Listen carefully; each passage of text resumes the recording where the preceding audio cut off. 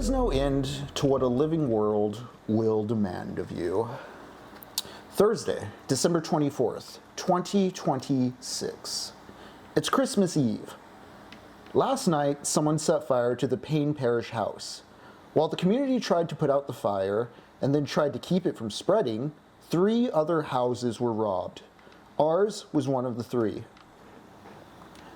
Thieves took all of our store-bought food, wheat flour, sugar, canned goods, packaged goods. They took our radio, our last one. The crazy thing is, before we went to bed, we'd been listening to a half-hour news feature about the increasing arson. People are setting more fires to cover crimes, although why they would bother these days, I don't know. The police are no threat to criminals. People are setting fires to do what arsonists did last night. Ooh, thank you, Jari. The police are no threat to criminals. People are setting fires to do what arsonists did last night, to get the neighbors of the arson victim out to leave their own houses unguarded. People are setting fires to get rid of whoever they dislike, from personal enemies to anyone who looks or sounds foreign or racially different. People are setting fires because they're frustrated, angry, hopeless. They have no power to improve their lives, but they have the power to make others even more miserable. And the only way to prove to yourself that you have power is to use it.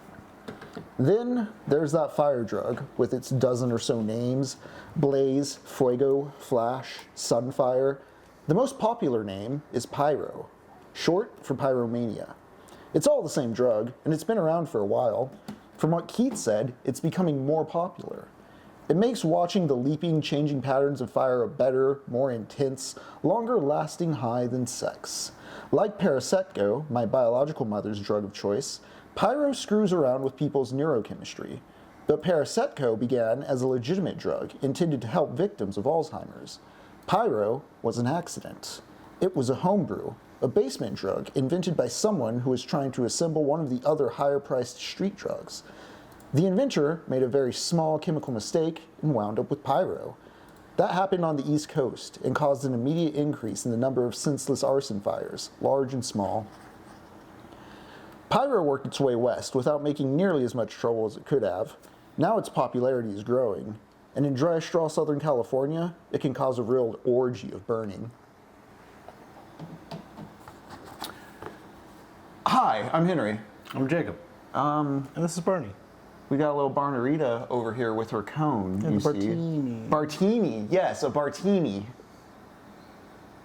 Those are passages from Octavia E. Butler's Parable of the Sower, which we've been reading here at TECHNOPOVERTY as we play through Death Stranding 2 on the beach. Our whole project is an excuse to read books, play games, chat with y'all, bounce it all off each other, and talk about what we're feeling. And yeah, man, Parable of the Sower. We're seeing a community falling apart very slowly. Written in 1993, imagining the world of 2026. Although, for those of you keeping up at home, we're now on chapter 14, which is the first chapter of 2027 for next session. So, oh boy, wonderful portents ahead. Yeah.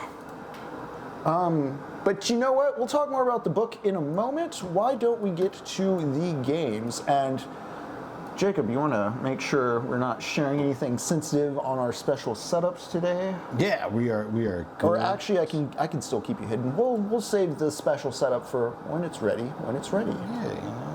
But we're going to turn on Death Stranding 2. I honestly, chat, don't remember much aside from I was reconnecting things to the continent. It's honestly kind of like coming back to like a TV show. Right. So there was Nirvana.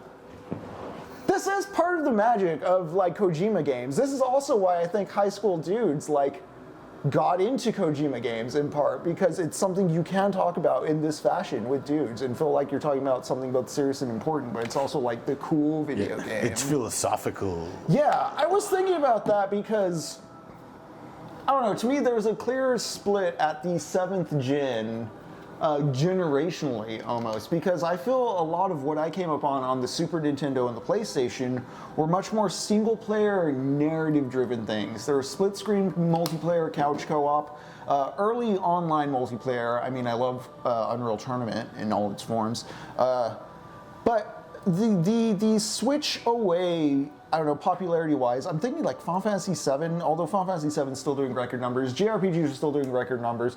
Just the shift from that into like the kind of post-360 shooter landscape is an interesting phenomenon in gaming. I don't know, it's a big moment for a lot of people as far as like Gamergate and cultural politics goes, and I find it interesting as a synecdoche for the way America will cultivate a certain type of mythology and then just dump it for whatever new mythology needs to be built for the market. And I don't mean that in sympathy to like gamers or reactionaries who feel they're like victims of Gamergate. If anything, I think they're kind of idiots who bought too hard into the corporate stew as far as like being told they're important boys by the big machine.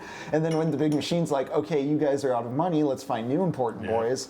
Time for the new batch of kids. Yeah. But Some dudes ours just like couldn't accept that because you need to be 12 years old forever. Jacob, is it safe for me to pull up the new scene now? Yeah, we're good. What do you got here? What are you playing? Man. Jacob, we're just pulling up Jacob's Steam Deck. I suspect this session of Death Stranding 2 is going to be very side quest heavy. I added a lot of new parts of the road. I added a lot of new parts of the map to the chiral network, so we have a lot of undeveloped property. Whoa, I can't believe the game's making me say that. Whoa, I was just about to say this. Yeah, we're turning into BlackRock here. We're privatizing it all. We're all doing it for a weird Johnny Sins mannequin who's calling himself the president, but the president's now a CEO. So, Sam, Porter, Bridges, sir, I need you to think more about the people you are working for. Don't you see?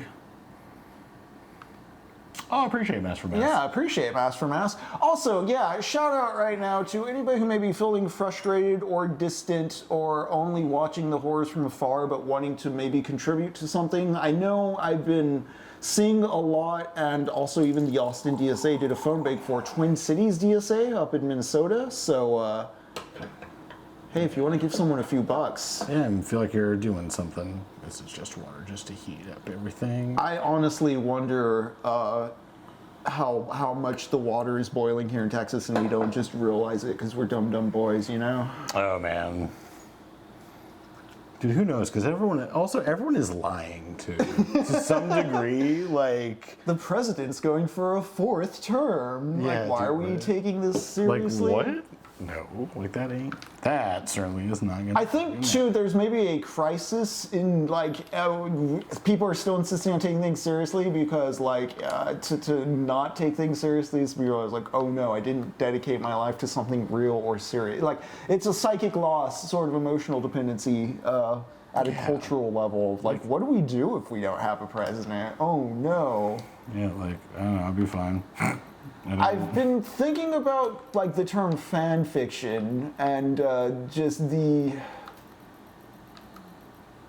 like American politics in a lot of ways is fan fiction for American economics. You know what the machine's thinking it's righteously valuing and fighting for. What up, D. Hamels Mammal? Hey, D. Hamels Mammal.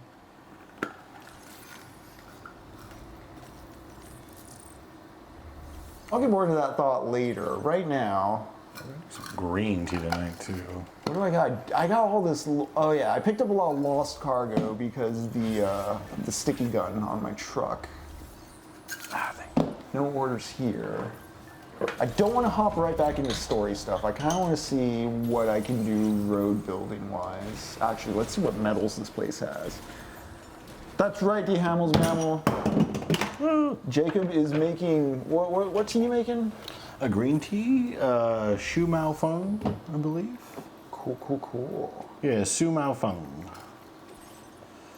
This one is from Sichuan I'm gonna province. take all the ceramics and metals they got. Load my truck up, baby. And the crystals. Ceramics, crystals, metals. You know, we got it all.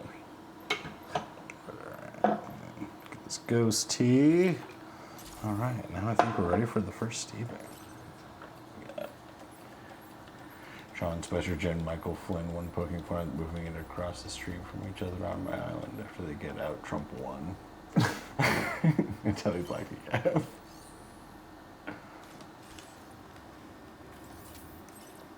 Oh, damn, it sounds like we're grinding bud. Man, one day.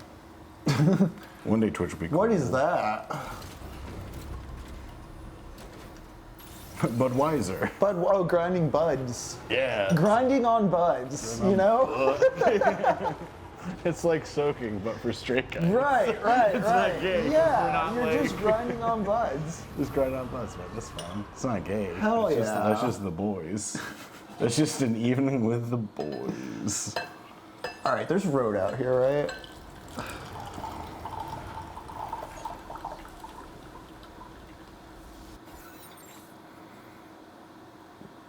I feel you, Jerry. The Fallout lore along Jari, take solace in feeling that there is a unified dislike of the thing. You're not insane for what you're feeling. The majority's on your side. Yeah. Yeah, also a really big part of all of this stuff is like it's all algorithms and a lot of like the internet is bots. Like dead internet theory is a lot more real than it used to be. So like, and fascists always project we're winning because they want us to not fight. They want us to defeat ourselves before we're even like willing to do anything. So like, don't let them do that. Vote is easy. They're just drowning out all the other stuff. They're shadow banning people who are actually doing things and like doing cool stuff. You know what? Last stream too, we were talking about like, oh yeah, like the use of the word distraction, and like yeah, no, like again, like it's more about overwhelming. Like the overwhelm is the intent.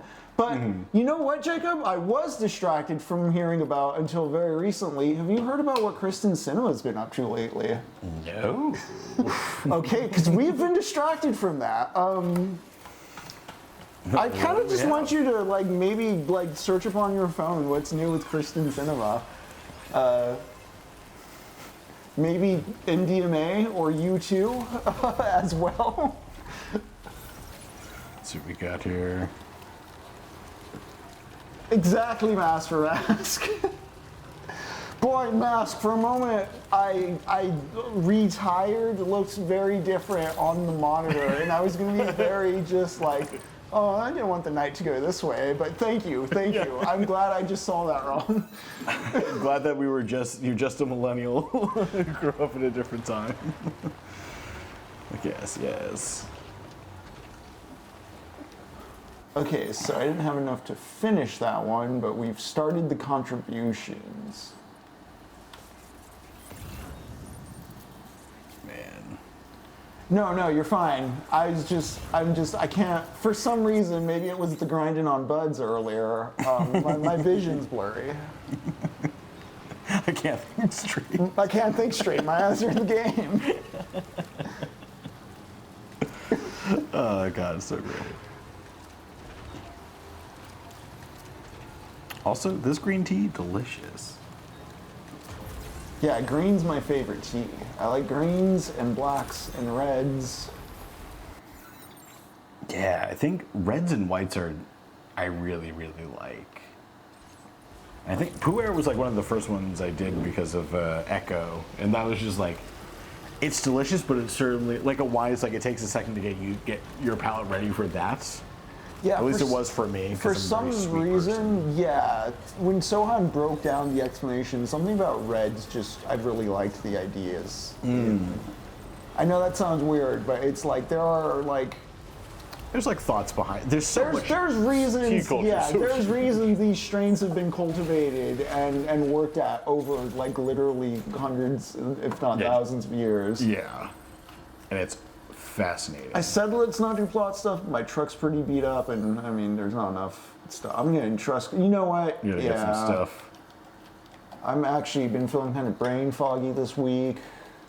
Although, guys, keep an eye on Michael Burns' channel. I really like what we did this week. I can't say a lot. Oh hell yeah! I know y'all know we put out the good stuff there. Yeah. So, dude, Henry is always plugging away at some really cool stuff. Same Burns. Burns is always producing some really cool shit as well.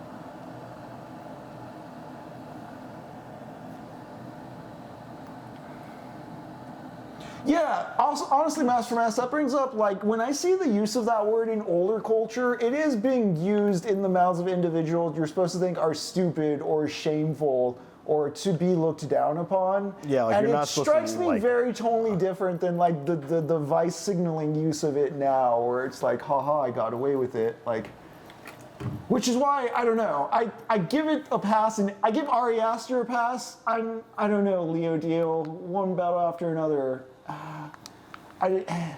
I don't know, those scenes in general reeked of a bit of an improv looseness I don't like in what is typically a very controlled filmmaker's oeuvre.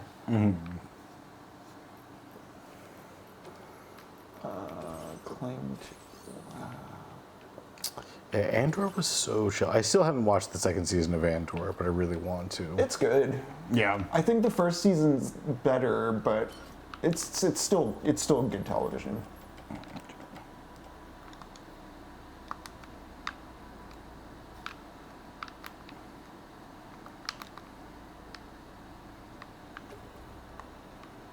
I'm gonna sleep in a sleeping bag real quick. Okay, actually, yeah, let's just do plot stuff, because I don't really have the fortitude right now to go trekking across all that. I'll just travel to Magellan, back to some place with a lot of resources, and build out from there once I'm done with all this. Gonna turn the game up a moment. Nice. Fuck this Steve up.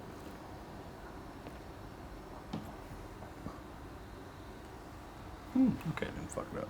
Just barely. Just on that verge. Sam. Yeah. Nice.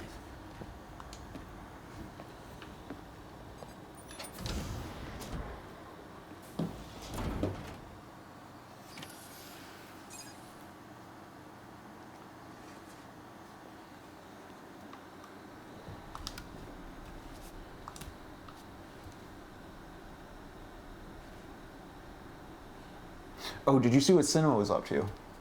Oh no, what was it again? Christian cinema? Yeah.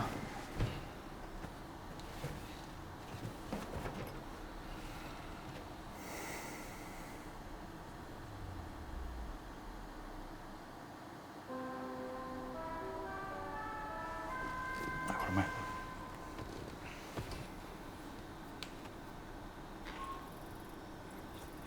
Based on our latest assessment, we know where the Ghost Mech base can be found. It's just like a search bar for like a Google search or something. Delivery terminal. Oh yeah, Firefox. I'll brief you on the details after that.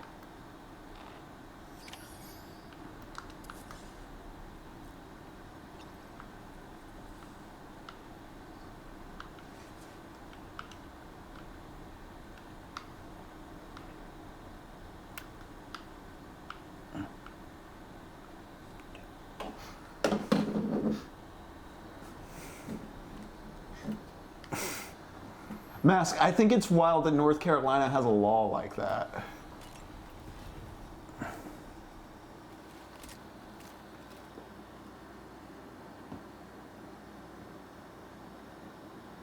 Whoa. What up, a ghost bro? On one hand, she is the lady who thumbs down the minimum wage raise. On the other, Nice. wow, what an icon. Dude, what a wild thing to be able to have.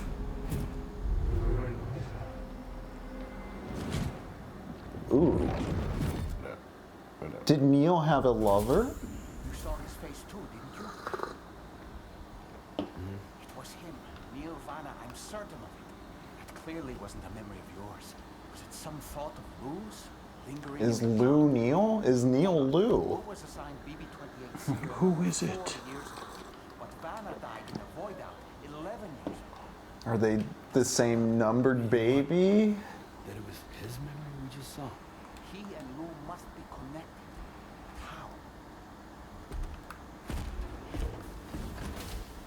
Good find.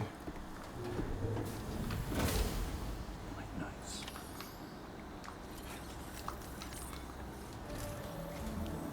Sam, the data you secured for us at the weapons factory earlier has proven invaluable.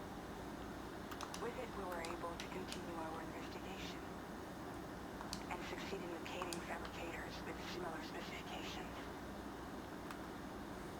Accept this main order from the delivery terminal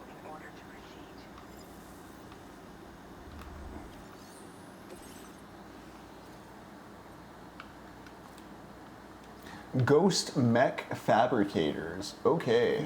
All right. All right. That's pretty cool sounding. Let's do it. Okay, Sam. The facility we've identified is here. An abandoned factory south of the F5 East Distribution Center. There are operational fabricators inside. More than we had to deal with for the previous order, in fact. And to make matters worse, it seems these ones are configured to produce ghost mechs. Higgs is likely pulling the strings at this factory too.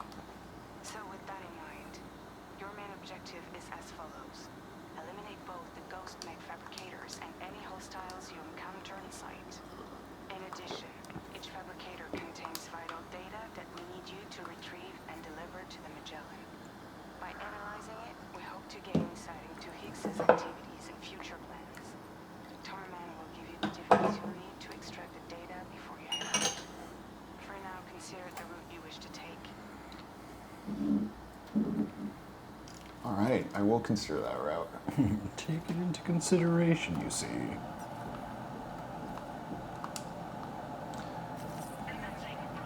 I kind of want to get a fresh truck if I can fabricate one here. I think I can go down to the distribution center and do so, if not the ship, but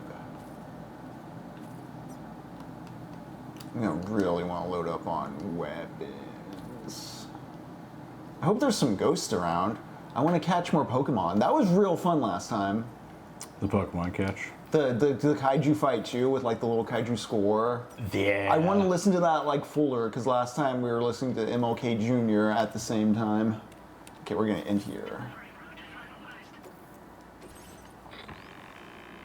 Sam, you'll need to take this ring terminal. What up, Sleepy Zane? With you again. Make sure it's in your Hey, possession Technopoverty Zane, what to up? access a ghost mech fabricator on site. We have to blow up some ghost mechs, apparently. From the fabricated terminal while simultaneously destroying it. Once you've disabled all fabricators, Yeah, Master Rescue. Apparently, the center did have some sort of affair, it seems. analysis on our end like last time. Remember that it contains special components that can't be reproduced by printers. Take every precaution. Not just that she had sex with a bodyguard, but then that bodyguard's spouse is able to sue her under like a North Carolina law for like disturbing their relationship. That's pretty rad. Not many states have that kind of thing, apparently. I didn't realize any states had that kind of thing. Yeah, honestly, like I've heard people like wish for something kind of similar like that. I'm like, I mean, It is like extreme divorce guy law, but like, yeah, which is like, in some circumstances, I can understand why that's a law. Like, obviously, I can see that being like misused for sure. yeah, by the North Carolina law.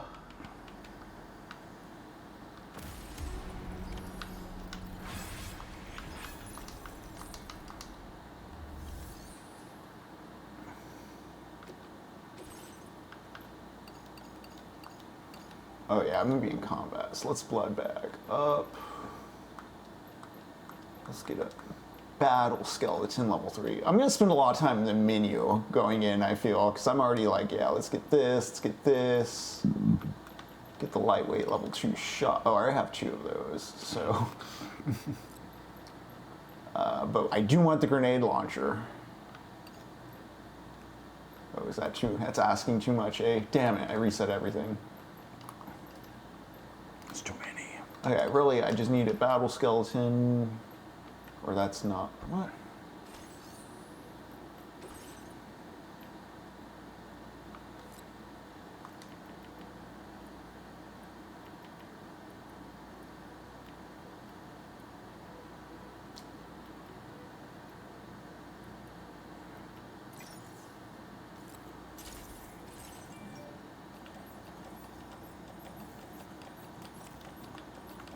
Pardon me for my chat. I'm gonna get really into the menus. Going deep in. Alright, so I'm gonna find a tinkering bench for those there.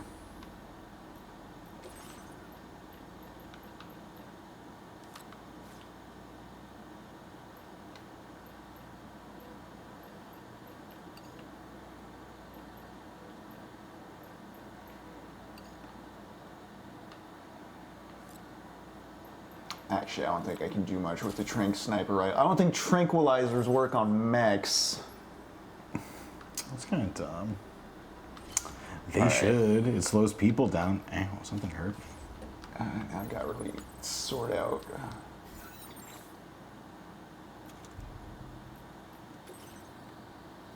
3 minutes later, so we Set Periscope down. I mean, On the Beach was a submarine novel. I'm finding it interesting in Parable of the Sower how much the neighborhood is unit. This is the interesting part to me, and kind of the part that was... one of the parts that didn't come true, I guess, is the internet. The internet... Oh god. So, like, the scenario in the novel is horrible, but there is something to the fact that, like, the neighborhood, by it being individuals gated together, they do interact with each other and socialize, whereas in reality we become fragmented in a way that is more anti-community. It's interesting because I think Parable of the Sower in some ways, you know, Octavia Butler being black and being a black American with the perspective on this, she's avoiding and rectifying a lot of pitfalls of like white apocalypse in which there's kind of like a total reset and everybody gets to be John Wayne kind of stuff. Like she recognizes the way individuals outlast systems and the way systems linger down to the bone, and there's like a very slow crawl decay I really appreciate about the novel. At the same time, it is interesting because I remember after playing The Last of Us and diving into the research on this, becoming more critical of post-apocalyptic narratives in general because of like research on like in hurricane disaster areas, the way people come together afterwards, and just case studies where like after infrastructure goes down, how people react and respond. Like it just simply doesn't turn into dog eat dog in the way a lot of apocalypse fiction imagines it. But I do find it interesting the way in Parable of the Sower, it's not that like there was a flood and then everything collapsed. It's just there's a growing increase in poverty and crime and like a structural apathy towards the plight of the community. So there's a rising crime, but it's not the same kind of The Last of Us or like the Walking Dead zombie apocalypse thing where, you know, everybody's been eliminated and instead of rebuilding, people are all doing like motorcycle gang nonsense. Despite a lot of stuff, like people really don't want to fight each other. In fact, we like really just want to be like okay and comfortable with one another. I mean, that is also part of like the inertia on actually doing anything when seeing like fascist bullshit at the same time. So like you got to figure out how to navigate that tension and talk about it. But yeah. Yeah, very true. That's a good point. All right, we're dumping this. Sleepy Zane, that's right too. This is why, I mean, I have some criticisms with like Burns is like this isn't a criticism about Burns, this is a criticism about Burns. It's the same thing where I'm always frustrated with like individuals and how they interpret the event more than the event itself. But like, it's nice to go to like something like a Burn where there's like just a sharing economy and like realizing like with a set understanding of rules and expectations, people can be chill. Like people are chill. People are really cool most of the time.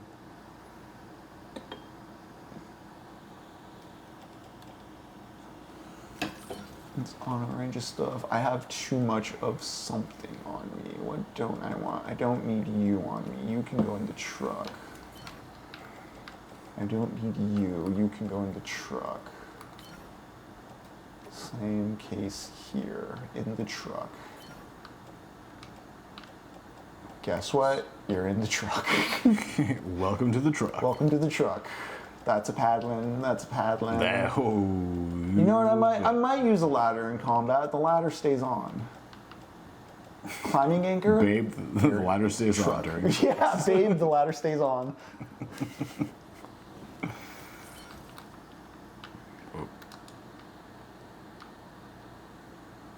Yeah, Mask for Mask, have you seen any clips of that viral, it's like the boomer parents and their kids on a podcast where the kids are all like, if Trump like opened fired on people in the mall and I died in that, would you be cool with that? And they're like, yes. Rule of law.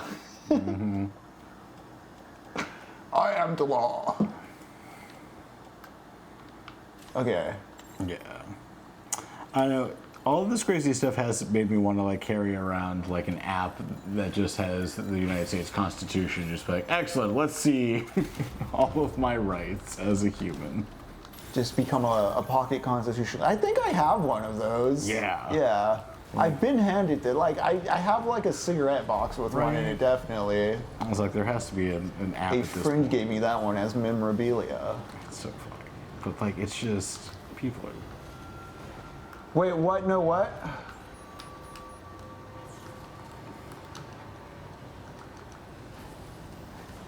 I was joking about like if it was the libertarian thing. Yeah.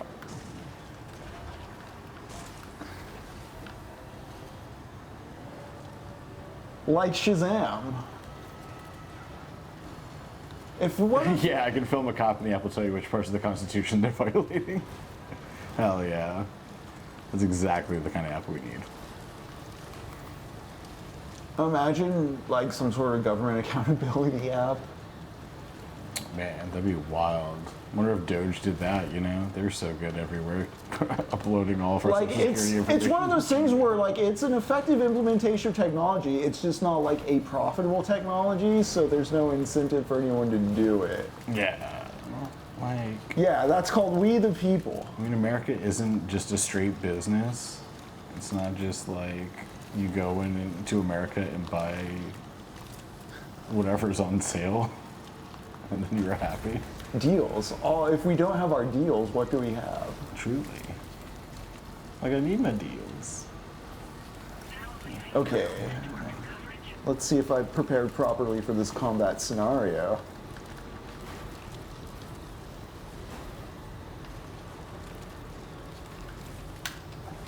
Sleepy Zane, do you mean that in like a positive way as far as the logistics of stuff goes? Oh, nakedly authoritarian. Okay, yeah, I was about to say, because like it's very vaguely defined there's a president's in charge. I'm not the president, but I speak for the president. There's no real checks or balances here, just do it. Okay. Yeah. Let's see what's happening. Yeah, they're straight evil.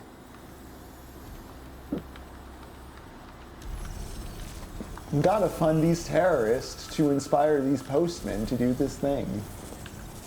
Metal Gear.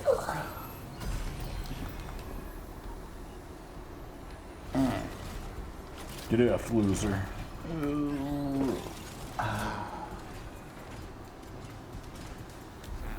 got a bad feeling about this. Like something seriously big is waiting. Good thing I got that grenade launcher, maybe? Proceed with caution. But also, that thing looked big and mean. Like, Yeah, a little bit.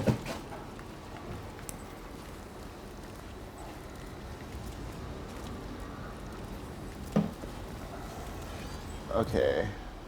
Okay. Not as big as I feared, but also still scary. I love the sound of this game, though. Just like the sound design is so good. All right, they're in their little fiefdom here. That's right, little Barney. Little Bartini. But yeah, I find that aspect of Parable of the Sower interesting in the way. Yeah, I don't think it qualifies in the same way I'm thinking of like something like The Last of Us or The Walking Dead. Mm-hmm. Or the bad Fallouts, because I think there's good Fallouts and like bad Fallouts that like have a difference in them. Yeah. As far as like, are they reveling in like a nostalgia versus are they about like people enduring into a future after a fallen system thing? I mean, that even kind of trickles into like game quest by game quest. For sure. Okay, so I'm just running through here right now. I should probably get some cover from these big guys. Yeah. Okay. Well, a Ghost Bro Barney says hello to everyone. The Bartini. The Bartini. I'm fighting robots. Damn. Those are terrifying. Love those little like aliens inside of those mechs. That is the creepiest I like its way tail. that just got off. Yeah. Oh shit. That was so fun. Yeah, Barney is a forever baby. Actually, it's Skull from the side. Oh shit, that was slick for a moment. Yeah. And then I kept going. Damn. Is there something I can do? Nope. Okay. Yeah, I can run. I can run, and I can switch to a bigger boom. I can say, get the fuck away. Hey. There we go.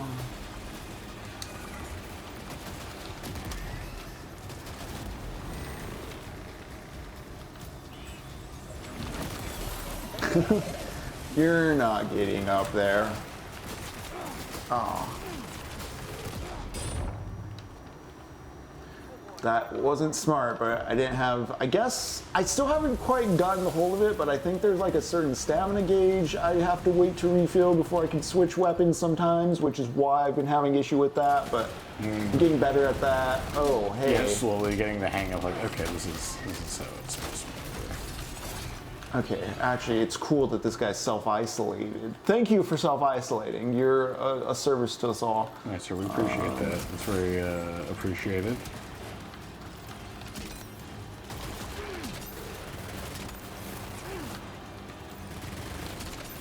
It's not... What? Oh. Okay. I think that got him. Hell yeah. Cool, okay. I didn't realize I can control the detonation on this variant of this gun. Oh shit, what? Whoa. Ow. Did that dude come out of that? Also, is this the thing I gotta destroy? Or are those the... Whoa. I did that to myself. I did that to okay. myself. I thought, for some reason, I thought the gun was just exploding on its own. It's like a safety measure whenever it drops from its person. You know, that's actually pretty chill.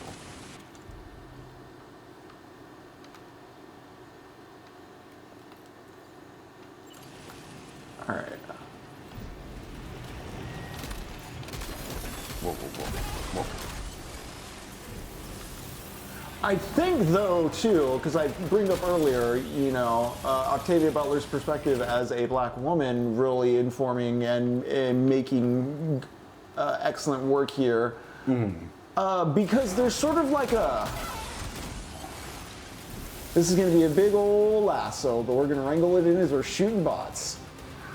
But I talked last time about the movie The Faculty and its depiction of like this ideal 90s kind of like suburban, like it's like, ooh, this is what everybody wants as far as like the 3-car garage and the cool little hangout with all your high school friends and like.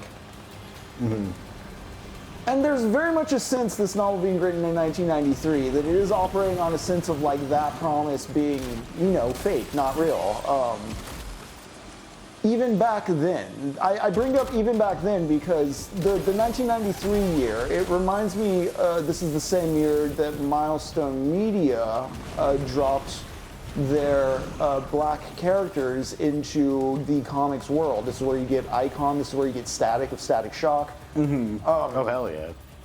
And I mean, there's kind of this sensibility throughout the 90s. Again, you get, you know, My Vida Loca, you get Menace to Society. You do start getting an actual like diversity of depictions in media.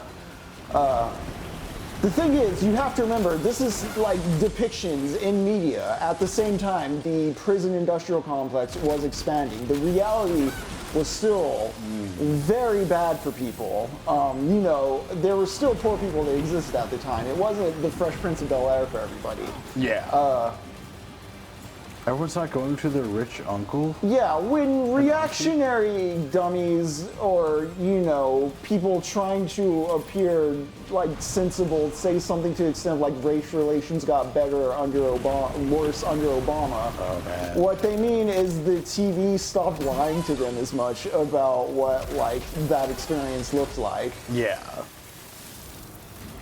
And in a lot of ways, you can read, again, like Rodney King into stuff. You can read a lot of like historical black abuses into what's going on in Parable of the Sower. So it's not like, you know, ooh, this is a miserable future. It's like, no, this is an ongoing strain of like a lineage of bad shit happening.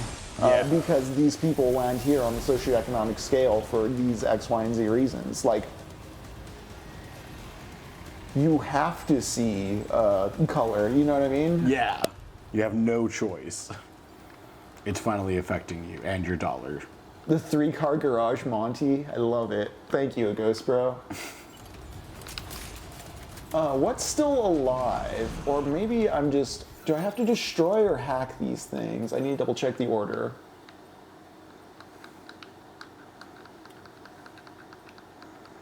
Extract everything, then destroy. I'm gonna have to probably neutralize the Autobots, which I feel like I'm doing all right at. I'm not like getting pegged down. If anything, there's maybe a few left that I'm just like too far from. I should scan, as I was told to do in prior sessions, by our friends who have played this game and have great advice. You know? Chat, I love all of you. It's always when you get in your own groove. Sleepy saying right on time, okay. Yeah.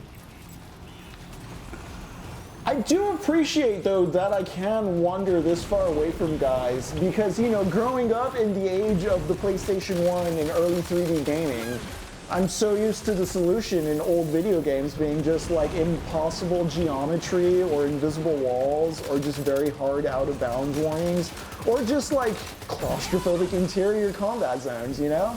Yeah. So to see it come this far along as a medium, it's just, it's yeah, amazing. Don't forget the ring terminal expansion The device. Nirvana boss encounters have really been exemplary of that for me, and how they're like these big boss encounter spectacles, but they're still very huge. Like, that would have been a whole level in a PS1 game, you know what I mean? Oh, as totally. far as like load screens and like yeah. Yeah. PS2 game. In come worse on now, hands. yeah. You're like, excellent.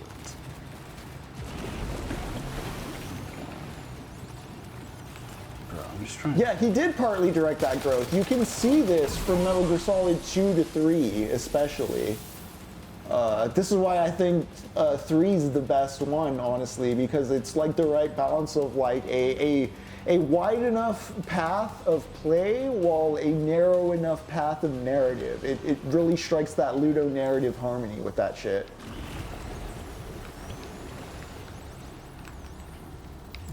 Like each little section of 3 is like its own board. Last time I played 3, it was right off the back of 2, and I had a really clunky time playing through 2. Awesome. Hell yeah. So when I got to 3, just the way the economy and the healing system and all the little additions 3 added that 2 didn't have stood out, and I was like, this is just a very nice game. Like, you can any of those like load screens, like for any of those little segments in Metal Gear Solid 3, like you can start from there, you can pistol start from there, and kind of just like figure your way out. Also, it wants me to restore my stamina. Got it.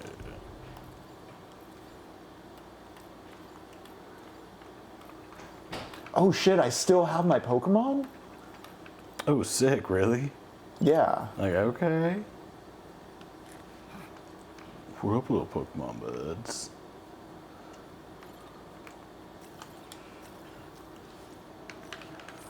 Okay, I'm gonna rest for a moment.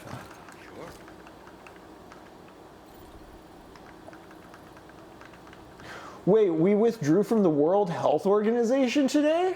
Whoa! What the fuck? Pokemon Go to the passport office.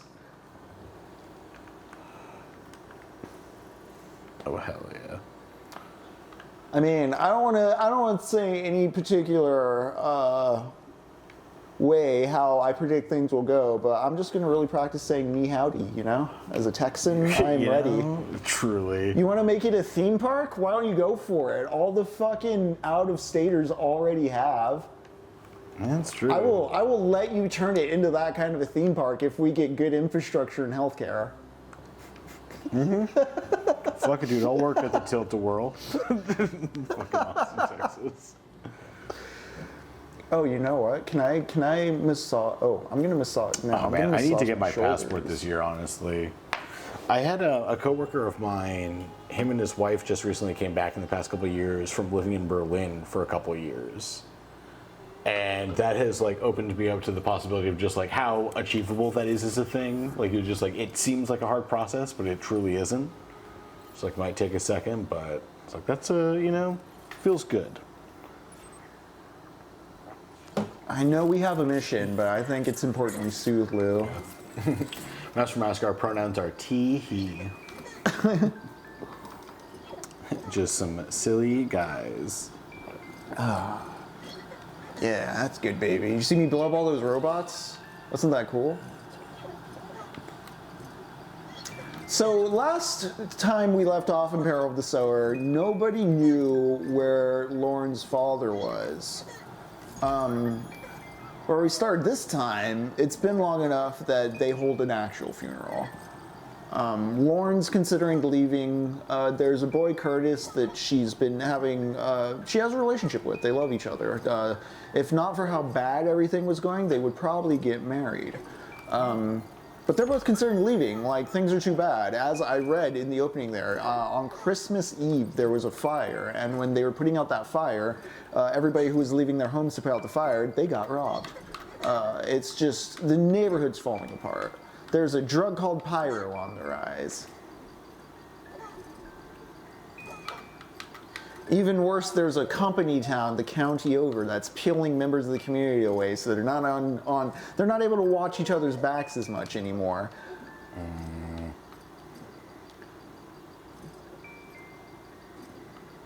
And I do find it interesting that once again, the body of Lauren's father, like, yes, they've had a funeral. He hasn't been found. He may still be alive, although the chances seem very slim. I find it very interesting narratively that it's been left open-ended as long as it has, in contrast to the several other characters we are immediately slapped with a confirmation of death about. But one of the complicated things this introduces to the story is the insurance company doesn't want to pay out. What? I'm shocked. Wow. Only in fiction, right? Yeah, only in fiction. Couldn't say it better myself. Me, Ma. Those are good ones, Kirsten. Thank you for joining us. I actually really love that.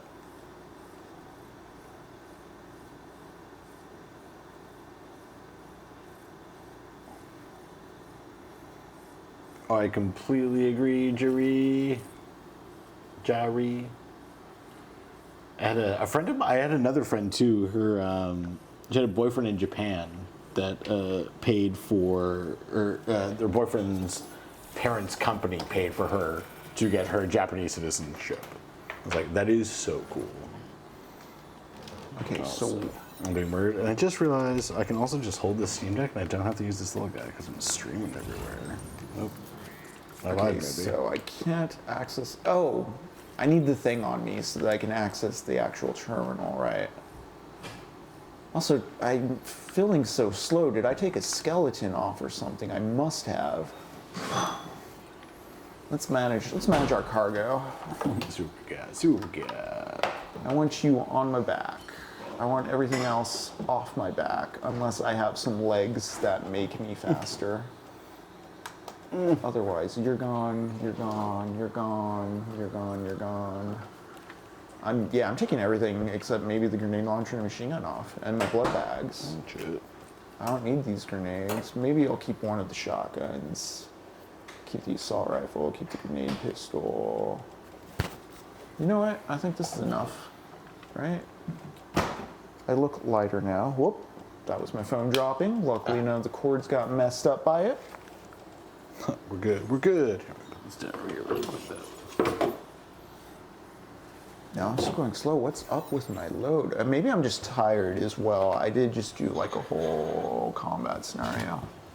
Yeah, Oh, my shoes. My shoes need to be changed. They're glowing red. Games tell me. Games tell me all the things. There's visual data I can interact with. It's like, we're doing this thing. We need it. I think we take for granted the miracle of looking at symbols etched by other folks and being able to derive what they meant by those symbols. Right, like context clues. I love figuring things out through context clues in games. It's really, really fun.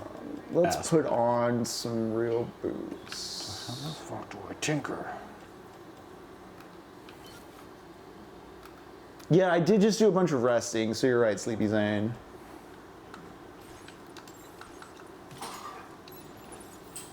Yeah, it was definitely the shoes. It was definitely the big flashing red thing the game was trying to make me look at. Good to know, good to know. One less fabricator to worry Cool, about. cool, cool, cool. Secured its data too. There should be 3 I probably could have just had the thing on me and just sped run this, but I liked that I fought those robots. That was a fun encounter. Yeah. I do like the gunplay, considering how much this game is everything else. Every system in this game is fun to interact with. Yeah. I don't neglect certain systems in the way I do other. Sometimes, like in an RPG or a game with like superfluous mechanics, there's things you just completely forget or drop off about. Yeah, there's like you But don't this get- thing it's such an integrated whole. I think I mentioned this before, but again, most of the things you earn have clear beneficial like dents in progress. It all feels rewarding despite feeling like a lot sometimes. It's also why like explaining it can sometimes sound overwhelming if people are like, wait, you deliver things. Right. Like, there's more nuance to a thing. Don't worry. It's like, or it's a little easier than first expected.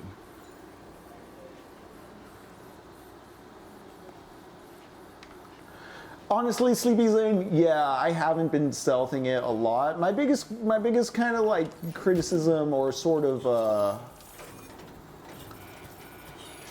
talking about, you know, ignoring systems, I do feel prior to maybe 2 sessions ago, I was erring a bit too much on just shotgunning everything in combat encounters. Oh yeah. So I want to use the Pokemon more. I want to use the holograms more. Yeah. I haven't really been using the smoke grenades. I do throw like the Dawn various different like lightweight and alternate versions of like shotguns. I like the Bola gun. I like the Trank sniper. I kind of hope to get a ghost sniper, but also I'm not sure if I would need a ghost sniper ever. Maybe to pop them off before they summon the big squid things and stuff. But like, Yeah, you but usually outside have to be kind of close to see them anyways. All right, cool.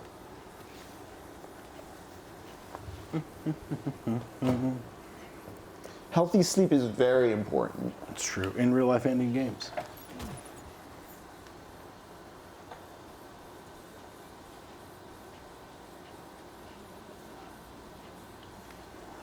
Where is this stairwell down? It's over there, okay. Oh, that's part of the combat gloves. Got it, got it, got it. You can force lightning people. Yeah, I'll take a level 2 machine gun. Right. I have been not looking at the A pass every time I get more slotted points. And there was some nice stuff on there, like the faster scanning and the faster liking and all that. Yeah. Oh, and L-Man, we got a green tea tonight, a Sumao phone. From Once again, Sichuan. check out the West China Tea Company, Tea House Ghost. Yeah, that's where we get all our tea.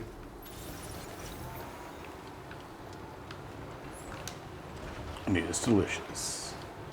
And they don't sponsor us. No, we're just friends with them. Yep. And they got great tea. Full disclosure, yeah. Yeah, full disclosure. I mean, we're friends with them because, you know, rad. Chill place as well if you're in Austin, Texas and just want to hang out. Yeah, a cool non-alcoholic third space to like meet a huge array of people, actually. Yeah. It's one of the cooler places to like run into just like a bunch of different people and learn about a bunch of different things. It is very much like the tea bar is there to sort of facilitate conversation and just, you know, small talking with people. Oh yeah, also true mask for mask. Kirsten Cinema had an affair with the staffer if that is the other tea that you meant. A lot of tea happening tonight, you know? I just didn't realize so many people liked you too. Right? Ew, gross. Don't admit that to people. Like, I didn't know they were still like touring at that level. Oh yeah. Bono is still popular. And there's still an adult guitarist who goes by The Edge. And I find that hilarious.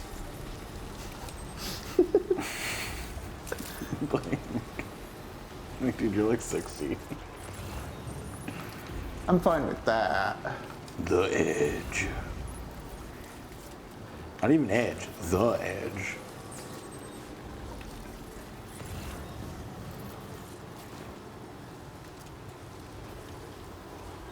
No shitty gators. Yeah, there's a particularly bad strain of flu in Texas right now, too. Oh man, yeah. That's one thing I do like about working in an office with not a lot of people whatsoever. It's a little convenient at times. And not having as many coworkers with children, so I don't have to deal with like people going in, getting grade school sick, and then coming back out and bringing it to everybody else. I was like, well, if you're a mom, we just get sick. I'm like, yeah, but I don't want to get sick either. I do not want. You should get to stay home with your kid. You really should. You should be able to actually have sick days and not be like, I have to convince my boss I'm actually sick. Yeah. Like, you should just be like, yeah, I'm sick. You're like, all right, cool.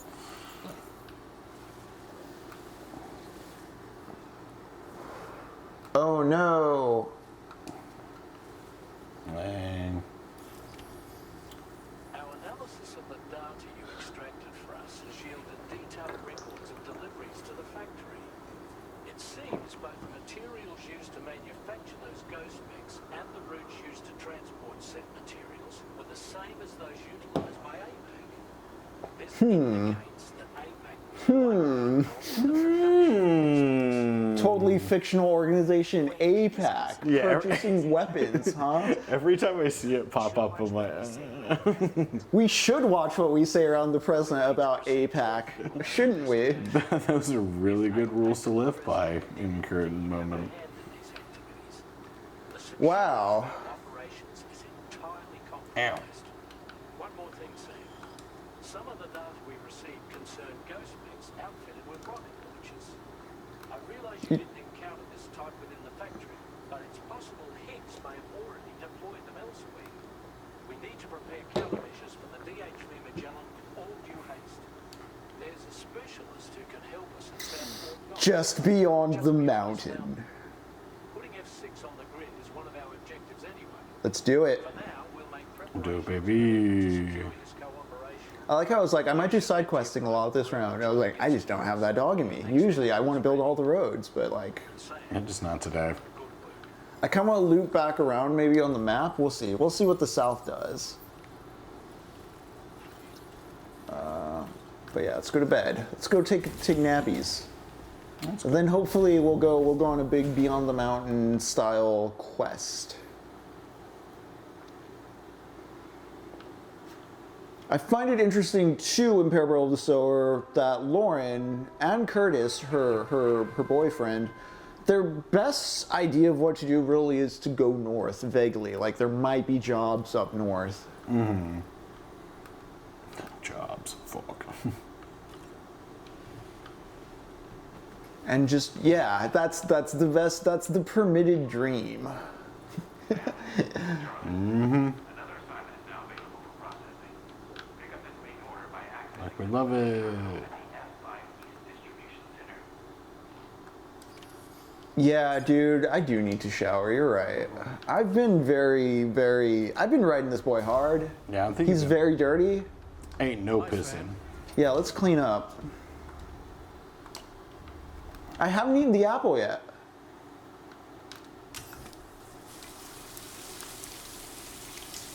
We'll do that after washing up, Sleepy Zane. Yeah, it's a good call. It's a good call. Yeah. Gotta wash off our Norman Reedus, you know what I'm saying? I wash mine very heavily. Please wash your Reedus. Yeah, wash your Reedus. Till morning, sleep till. Let's examine this table. Let's have a cryptic bio. God, I'm just looking for a place to tinker. That's all I want. Finding Spinal Tap more serious than other people.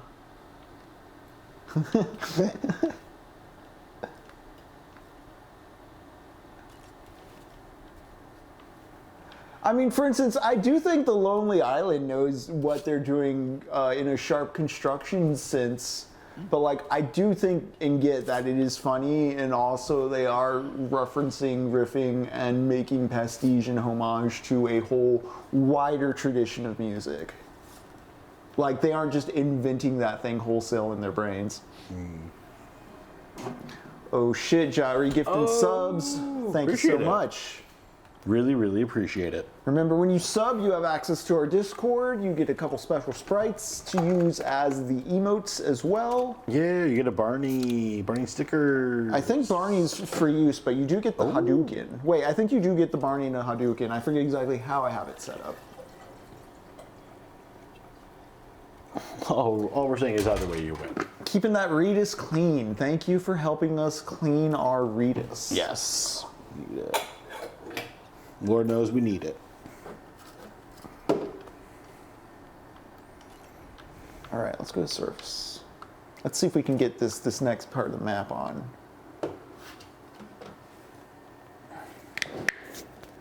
Yeah, that's right. Yeah. All the Barney. She's such a sweet little baby tonight. She's been very itchy for quite some time, but getting better. One day at a time. So it's at the F5 terminal. Okay.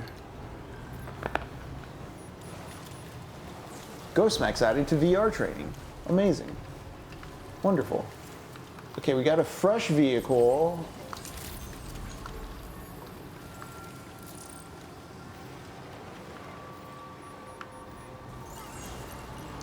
Can I modify this one? I feel like this one was just on the Magellan.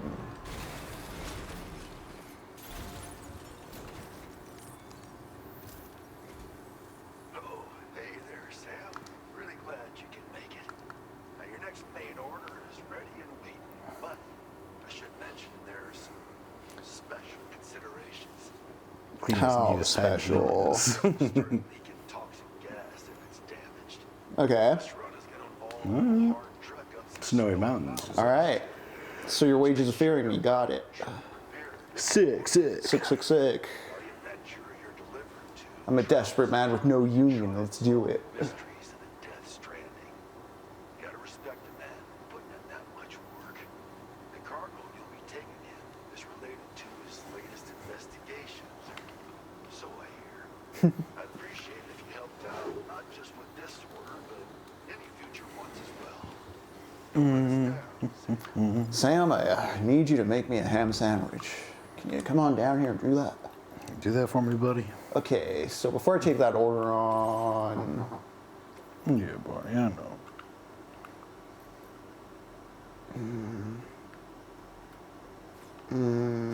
What do I have in the truck?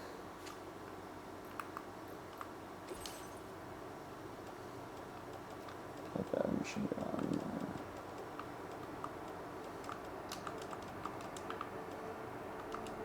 Okay, I want my, I do want my boost skeleton. Let's recycle.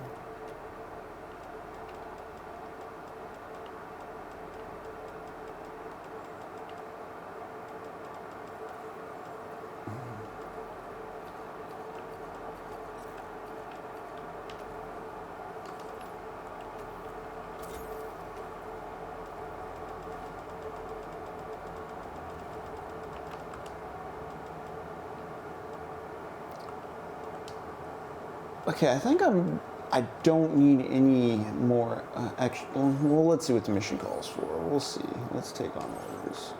So I'm probably gonna have to. Yep. Should I just straight line it? Just. Just fucking go full tilt. Yeah. It's like, listen up, you fuckers. Wow. Okay.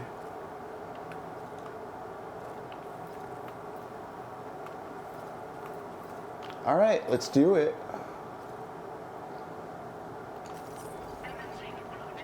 From here.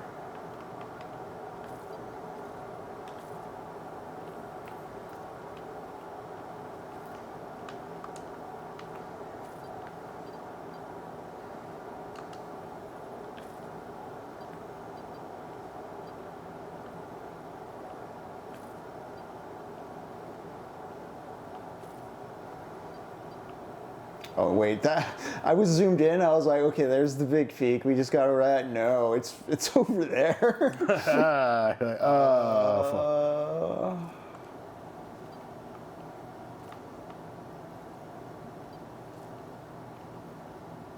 We're gonna try getting to this point and just riding down from here.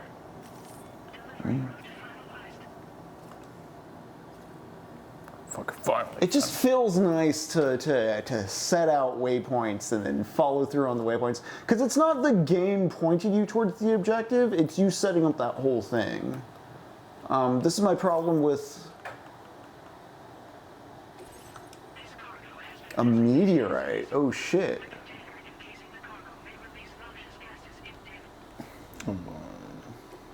Good thing I have container repair spray. You're going in the off-roader. Order accepted. Thank you. This is probably not like a controversial take anymore because we're all old and this is not the grade school playground, but Yeah. I'm not a big fan of The Legend of Zelda: A Link to the Past, and part of it is because I think a lot of bad gaming habits originate in that game. Oh, interesting. I think it's also sort of stepping away from the stuff that makes Zelda 1 and 2 interesting and good and becoming more of a... There he was, wandering around at night. If you see anything out of the ordinary... Sorry, I'm listening to Fragile. Yeah, all good. Yeah, Sleepy Zane, I think it overdetermines its secrets. It over-explains, over-points its player. I don't know, it simultaneously points you where to go, but then all the secrets are very obvious kind of Pavlovian tricks. It has the weakest overworld design of any of the 2D Zeldas, I think. Very flat. I'm not a big fan of the purple-haired Link, not because of the purple hair. It feels like it came out too early in the Super Nintendo's life cycle as well, and they didn't really know how to make a pretty Super Nintendo game yet.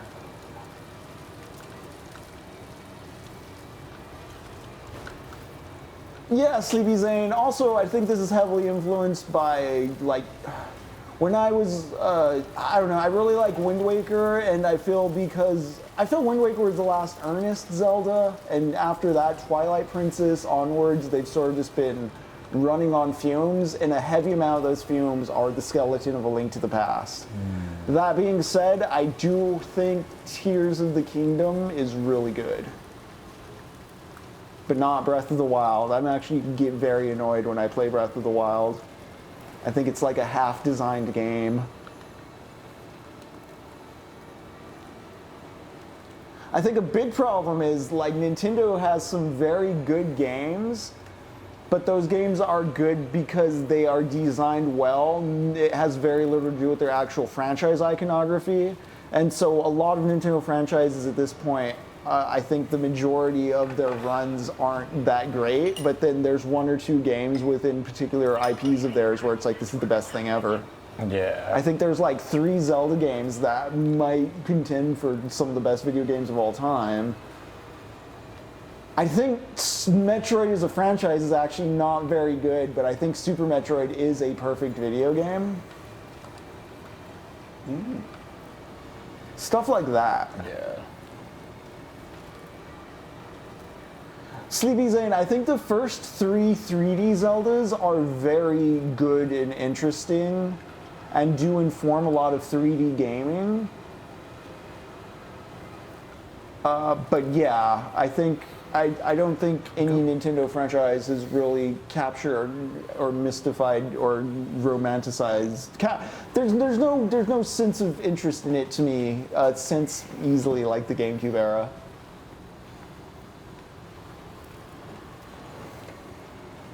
Well, the thing too, Sleepy Zane, is Gunpei Yokoi, the original Metroid director, he passed away after Super Metroid, and so they haven't really had the same drive or sense of direction since then. I do think Metroid Fusion's really good. I also think, again, if you're like, oh, it's not a true Metroid game, you're only putting blinders on what is a really excellent 2D action game. It's blinding white. Zero visibility. But like Super Metroid and Fusion are both very, very good games.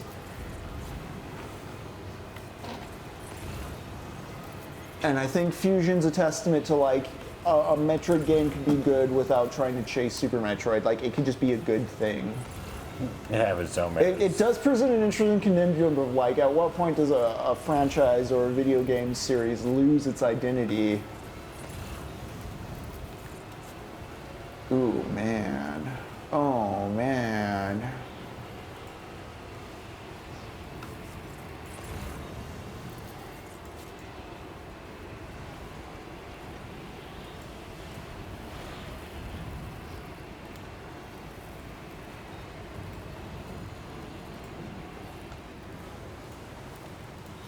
Oh no, oh shit, oh shit, oh shit.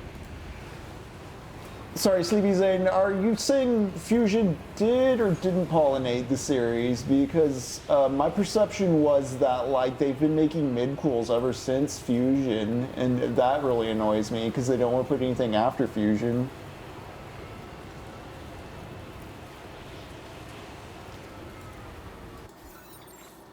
Oh yeah, you mean in that sense. Yeah, yeah.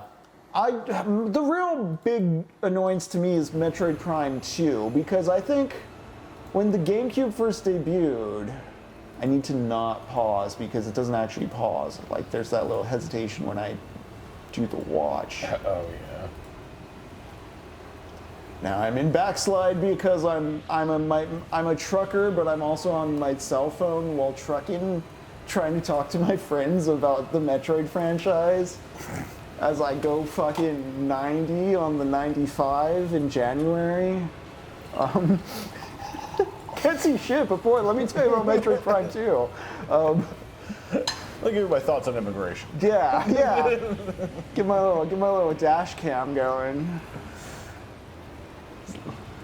Man, honestly, ever since I got a dash cam, I'm just waiting. Okay, I'm very safe right here. I'm very safe right. I love how. Distracted future driving. I love how just tilted in he is on the mountain right there. What a posture. What a posture. I need to get out and walk? No, dude, do you see how snowy it is? Yeah. We're doing so good so far. Sorry, you may not realize this because I myself didn't realize this when I first started, but this is actually an any percent all trucks run. Fuck. Oh, fuck. Oh, shit. Okay, no, I can surf this out. I can surf this out, guys.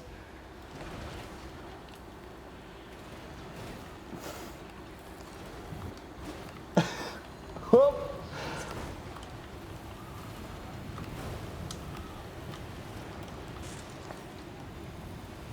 Oh my god. Honestly, I probably could have gotten like a carrier, because you can slide your carrier. You can. Oh shit, wait, do I have a carrier in the truck?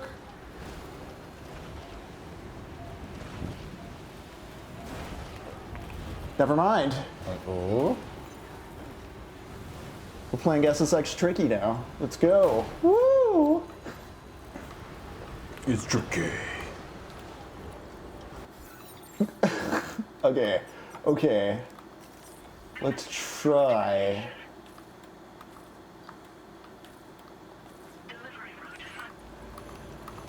Okay. Guys, we got this. God, actually driving through snowstorms are just like, oh, it's miserable.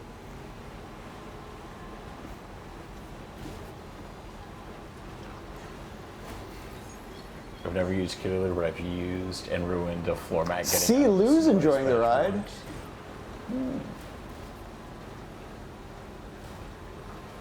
At one time, cars in snow are just horrible. Yeah, no, I don't like it. I'm not equipped for that at all. I was born in the desert. Yeah. I will die. I was literally born in the desert. I say a lot of things about, yeah, you can teach yourself a lot of things. I can't teach myself to operate in snow. No, yeah. Yeah. Take some time. Yeah. But you know what? We don't have that kind of time to dedicate. Cool. Whoa, what's that over there? We are enjoying the side. Dude, is that the bad guy's base? Because that'd be tight if it was. That'd be sick as fuck. Just like the villains on the other side of the mountain.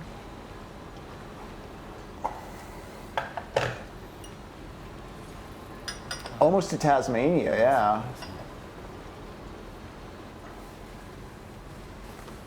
That's cool. That's very cool. That is really chill. All right, we did it. Barney down here, so cozy down here.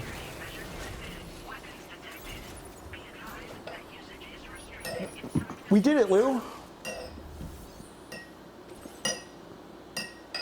6% container damage. Hell yeah. Sick.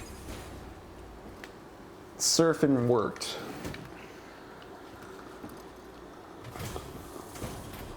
Oh, god damn it. Hello, and thank you for stopping by. You brought something for my father, right? Sorry, I'm afraid he's not here at the moment. Oh no. Where's your father? This cargo has, but I can assess its condition in his absence. Are you Lauren? Are you the protagonist of Parable of the Sower? Where's your father? Where's your dad now? Major issues with the cargo. My father will be relieved. Okay, but dude, where is he? Like, do you need help with that? Are you gonna send me on a quest about that? Do you need to be connected to the network, but your dad has the access codes? So we're gonna have to go on a dad fetch quest? You came to connect us to the sorry, but Yep, called it. and right now there's no telling when my father's going to get back. Actually, mass for mass, that's a very good question. I too want to know the stereotypes. Snowy mountains nearby, but then we lost contact. Oh no. I was actually hoping someone could search for him and post a review. I'm certain he's still alive, and since no one else has taken on the order as of yet, I hope you'll at least consider it. Maybe I will. We've got an emergency on our hands. Yeah, dude, let's go save that guy. Oh no, getting up the mountain way harder.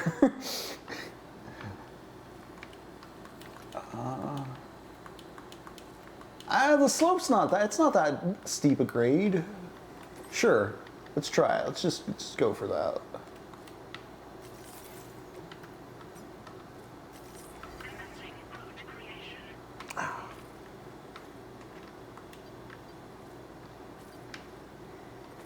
I think I can, yeah, I think we can get up there.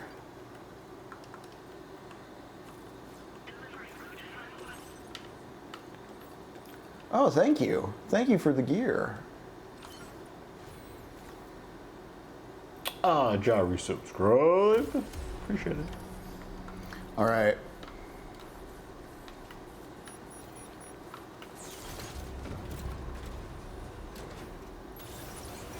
Actually, no, gang. I have decided we're not going to watch Ghost in the Shell this weekend. I'm pushing it back.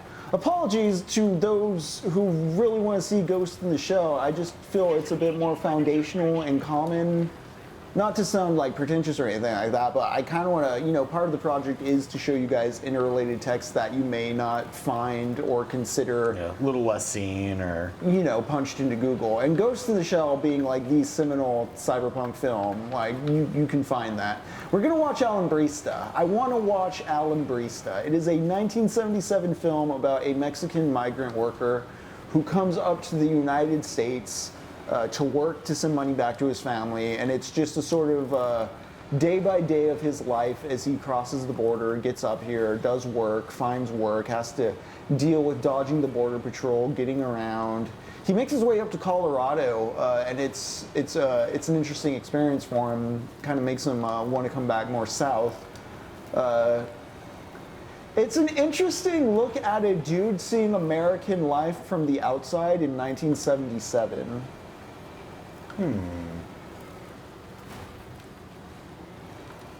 So yeah, Alambrista, The Illegal. We will be watching that this weekend. It may be a bit different than the sci-fi we've been going with, but I think it is relevant to the current cultural moment.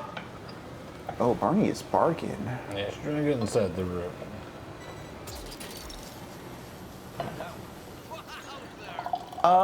I'm not sure. I'm really bad about tracking journalists I read. Who does he write for, Mask? Is it just a Substack? Is there a particular outlet? I've been following a lot of Drop Site 404 crowd on my Blue Sky feed. That's kind of the news drip I've been seeing, aside from, like, I mean, I do watch Hassan. Been listening to more TrueAnon, honestly. They've had some interesting episodes recently.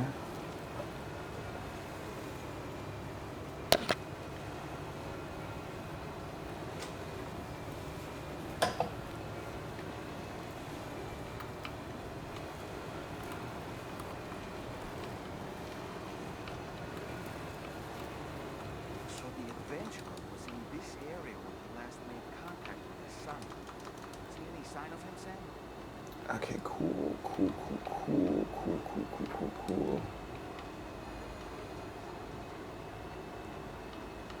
Darian Gal. Ooh.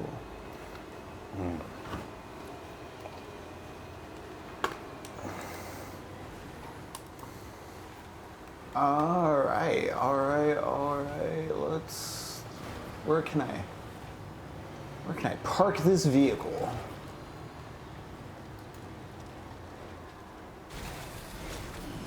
Stretch his legs.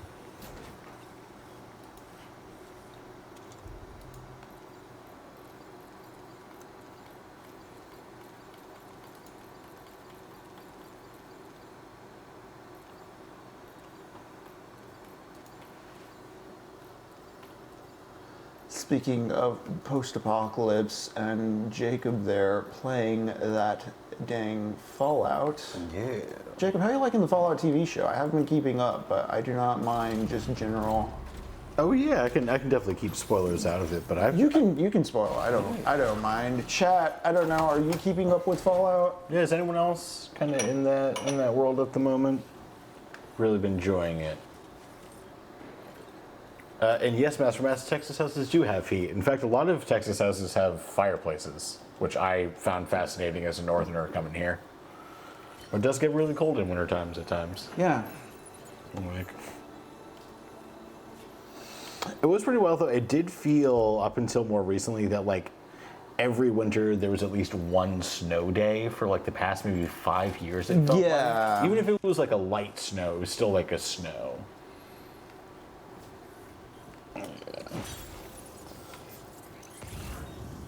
I've really been digging what they've been doing with the characters. I really liked New Vegas games, so anything based in that has made me really excited. You know? Alright, Henry. We got two puerties that I'm really looking at. Something from both of these are from Nunwo Mountain. Raw Yao Bao and Yaku Village.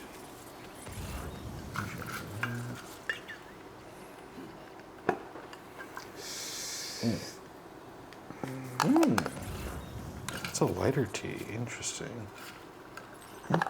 Barney, did you get your stuff taken off? I'll try this lighter one. I'm gonna try the raw yabao. Shun puer. Somebody lend me a hand! Hey! Hello!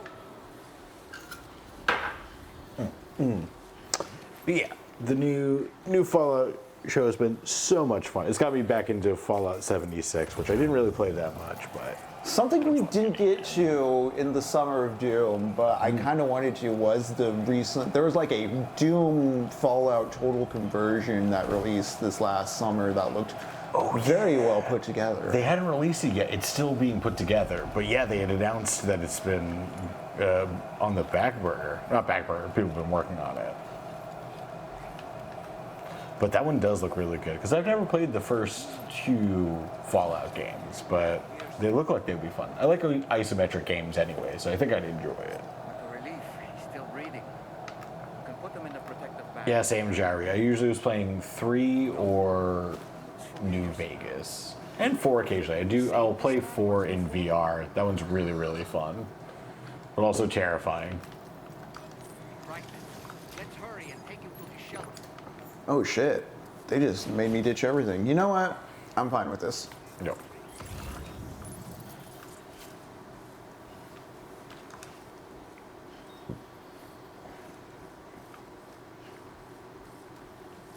I got the boost skeleton. I just gotta make it back up to the rope.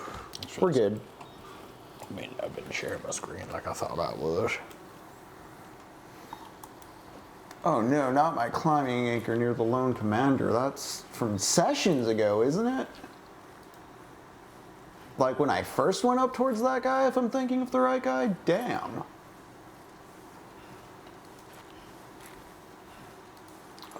Where is my rope? Where is my rope? Where is my Oh, I see it. I see it. I love that. I love that there's actual safety, like real safety features on these things. Like, look at the tape on the dude's body. There's a glow at the end of the rope. Yeah. I love having, you know, a headlamp Those in little real life. details. That's a fun part of going places outside. Dude. Putting on the gear. You're not wrong, man. Honestly, it's kind of the funnest part about going places at times. People love to accessorize. Like, Dude, that's honestly the best part about like cold weather areas is there are a lot more options for dressing up. in cold honestly, weather. so I find it funny. This is also one of my favorite parts of going to the gym. It's like Dark Souls. Like, you can tell who's on New Game Plus because they come in like just fashioned out. Nice, yeah. You know, you get invaded by someone dressed like an X-Man. You're like, oh yeah, they've been at this a while. Yeah, I feel like, okay, I got you. I'm following, dog.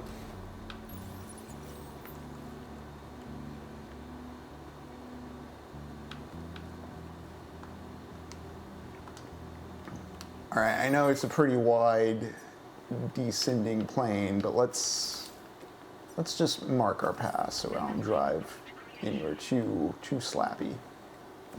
Cool. All right. Tactical. All right, this seems pretty chill. Although this doesn't seem chill. Just seems Red. No, less that's not chill.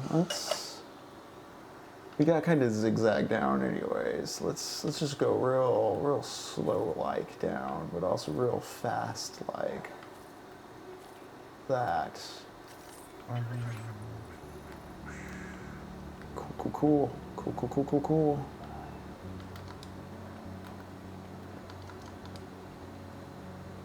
With some perfectly timed low roar.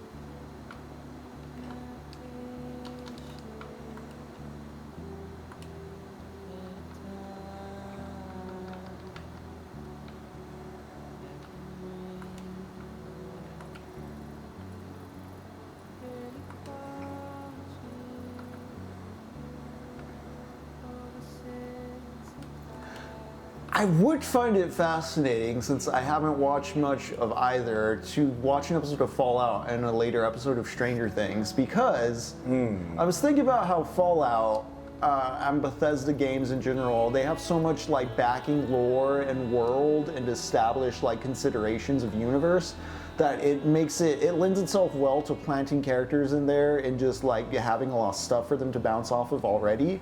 So it's good for like a serial, even like, I mean, you know, you start those games blank slate and are your own character making your own choices, but like you can also forge whatever characters you want and have them bouncing around and watch them make those choices, and then, you know, you get attached to them, watch them bounce off each other, etc., etc. But like what I'm saying is like there's a strong foundational and established basis of lore and kind of like an idea of what they're doing.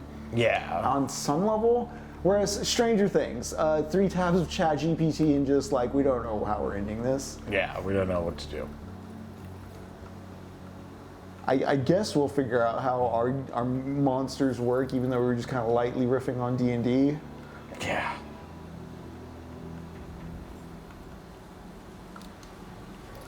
Right.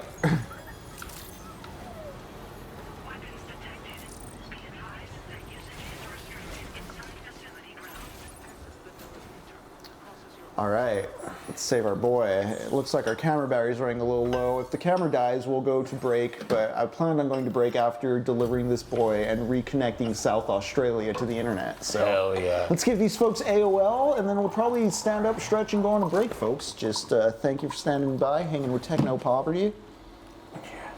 I feel like this isn't a Pooh tea, but maybe I am wrong. Some sort of mislabeling? Yeah, but I'm like, Well, this is also the wash, so let me do that one. Entirely possible.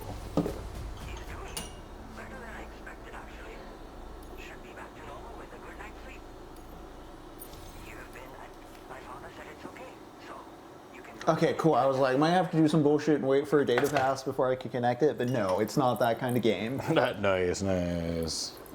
Oh, please don't do that.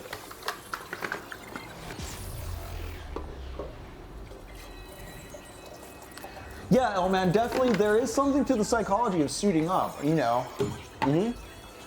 Getting you prepared for the role. I mean, even in like the sense of like, have you ever had just like a groggy day and then you wash yourself up and you're like, oh yeah, I'm feeling better. Yep. Yeah, dude. It's kind of like, was it the threshold? Whenever you walk through, like, when you forget something in the other room, you forget once you walk in, but then you walk right back in. Yeah. This weird sort of like tricking your brain in a way.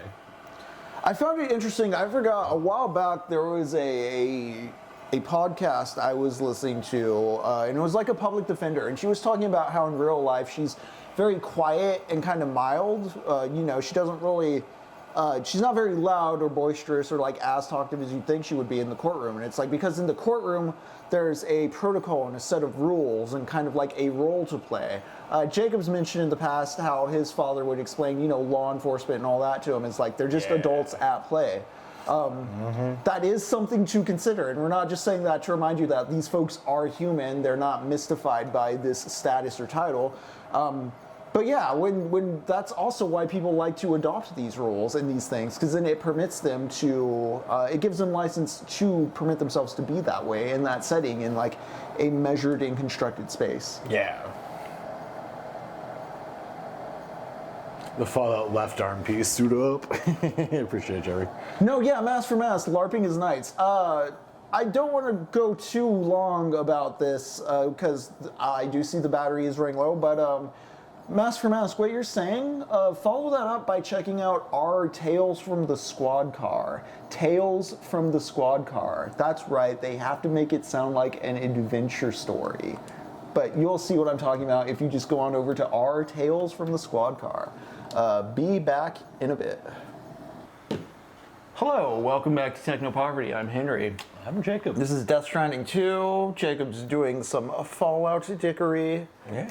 We're a grand old time. Reconnecting Australia to the Chiral Network, talking a bit about Parable of the Sower, talking a bit about just everything going on. During the break, I threw a link to the Twin Cities link tree for the Twin Cities DSA. Yeah. Been seeing a lot of good stuff. They've been going on a few pods, just raising awareness, asking for any kind of support people can provide. So I thought I'd just share the link tonight. Yeah, help people, definitely make people feel a bit better about the situations going on. Feel like Dude, did you see the one where like the ICE agent walked like the 5-year-old to the door so that the 5-year-old would open the door, and then he took the 5-year-old and the dad? Just horrific shit. Absolutely actual child baiting. Comically evil shit. Yeah.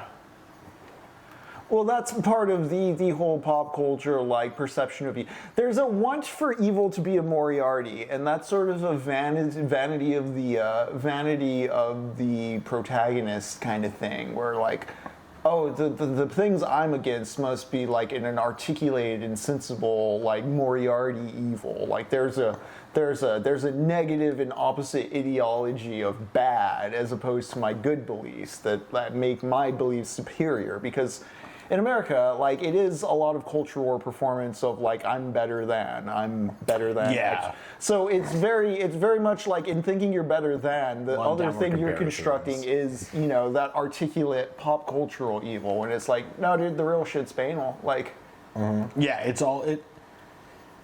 all small stuff. Death by a thousand cuts kind of thing.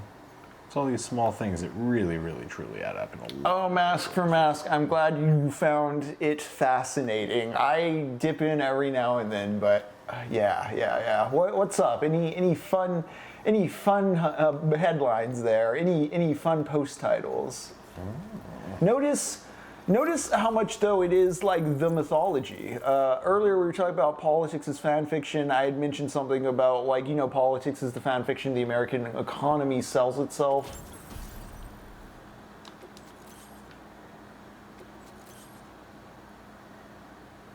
Again, what you're saying you're doing versus what you're performing in your day-to-day.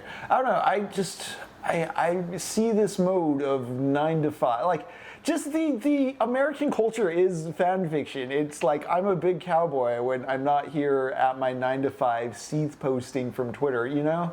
Yeah. Everybody who's still in that bracket of like the middle class, or the ones who imagine themselves as like functional American citizens in that way, have that. You know, I'm in the office. I get to.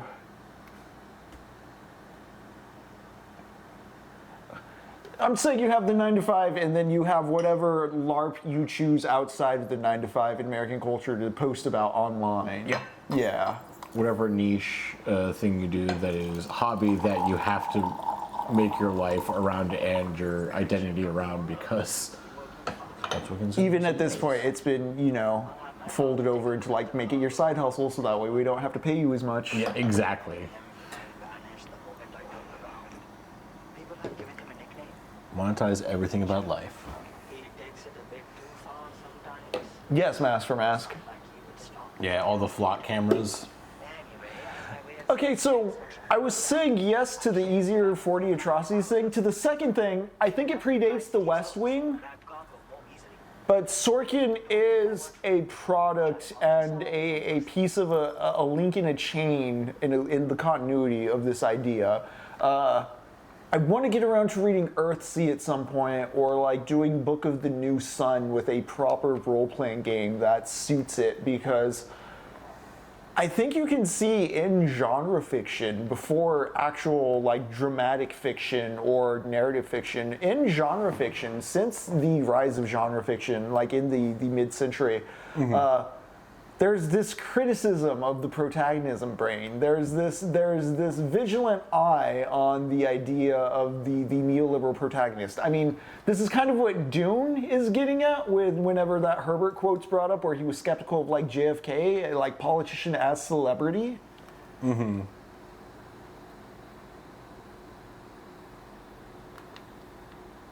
Oh shit, I didn't know today was that anniversary, but yes.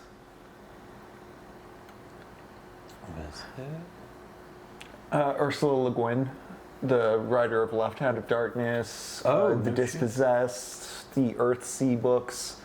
Stuff we've talked about a bit during our Maximo run, but Maximo was our first game and the formula wasn't worked out. I mean, the formula is still evolving, but I think we're a bit more cogent with the project now than... Yeah, for sure. Each night on Maximo, I was just rounding out every book I could think of, honestly. Your father goes on adventures? What's up, Sleepy Zane? Yeah, what up, Sleepy? Thanks for joining. That's why I have to impose on people like you to go and rescue him. One day you'll understand. He tells me that's supposed to make it okay somehow.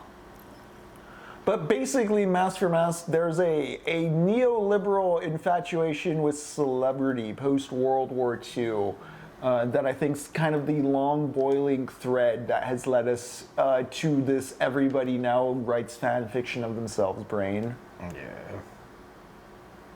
It's all we're allowed to do. You're not going to get justice in the real world, so you have to create it in your fantasy stories. I think the Adam Curtis series, Can't Get You Out of My Head, is very good at exploring this phenomenon. Probably doesn't care about all of this. I didn't give two fucks about politics. But yeah, like Left Hand of Darkness, Book of the New Sun, the works of Michael Moorcock, the Elric saga stuff, these are all like reactions and skepticisms to this idea of like the hero protagonist of like modernist genre fiction and like sci-fi stories. I actually find Book of New Sun's final page fascinating and the way it transposes both Captain Picard and Archie Bunker, one in the same. Like, the last page of that book is describing a scene that you can read either as like a captain aboard a starship taking off, or a man sitting in his recliner about to blast into a fucking 8-hour marathon of Fox News. You know, the American, like, astronaut self-projection brain, but in a much sadder material reality. We have to make sure you're not showing signs. Another thing, wait to What does that mean, Jari? come and see me when you get back to the DHV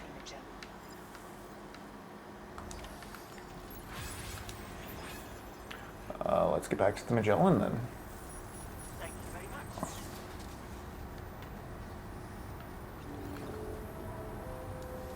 Oh, okay. Kind of node. Love that. Man, what a great music video, too. Adam Curtis does know how to pick them.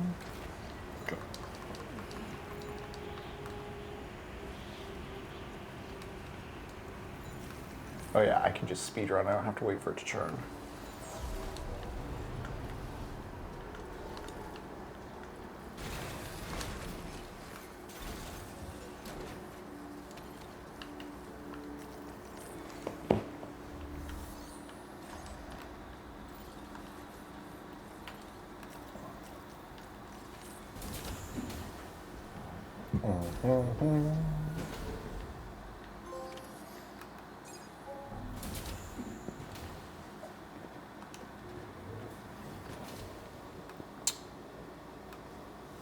What are you doing down there, Barney? You relaxing?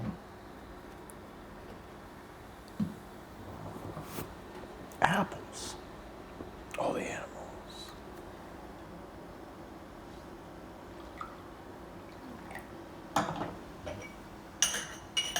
Yeah, I think this is a green tea or a white tea, but it's pretty pleasant.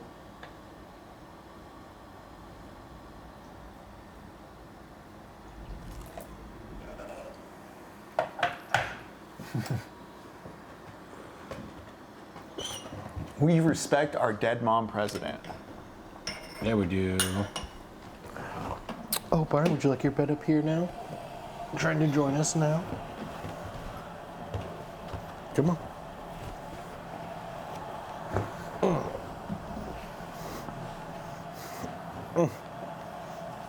So you've been released? That's right. Yeah. Ooh, what is this? Ooh, good story moment. Turning the game volume up.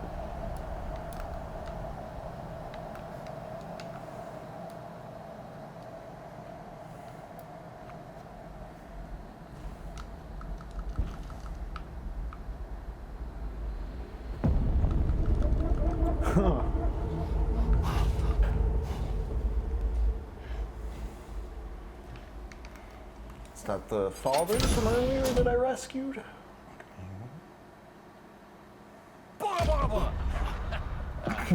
Sorry. You asshole. That's great though. Yeah, if I were a talking doll, I'd pull that one on people too.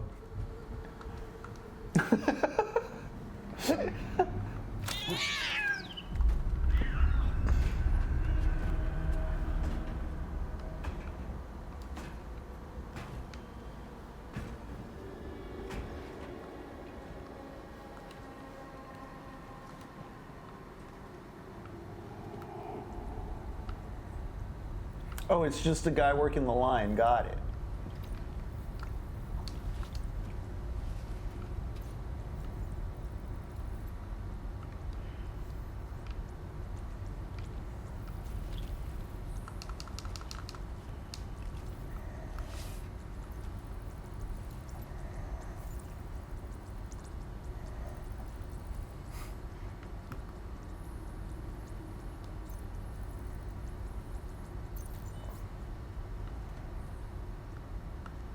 I really want Dead Man's suit so I can just like chill.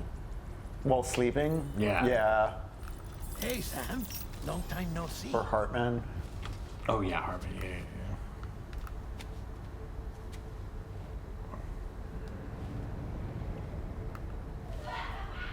It's me, your old pal, Dead Man.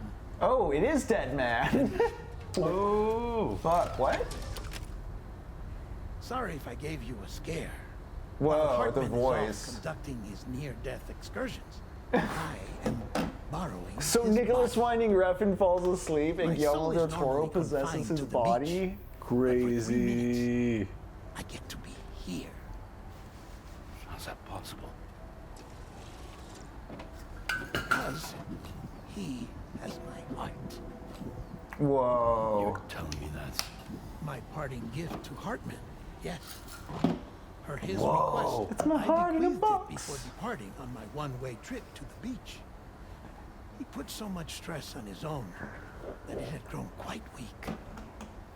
If and when it failed, mine was meant to serve as insurance. Chill. But as you can see, he appears to have become rather attached to my heart.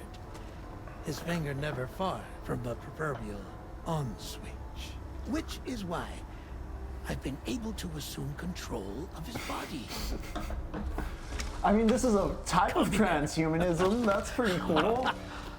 I usually think It's of good like to jumping see you, into a Sam. robot body, but what This is is this? pretty chill. Possession.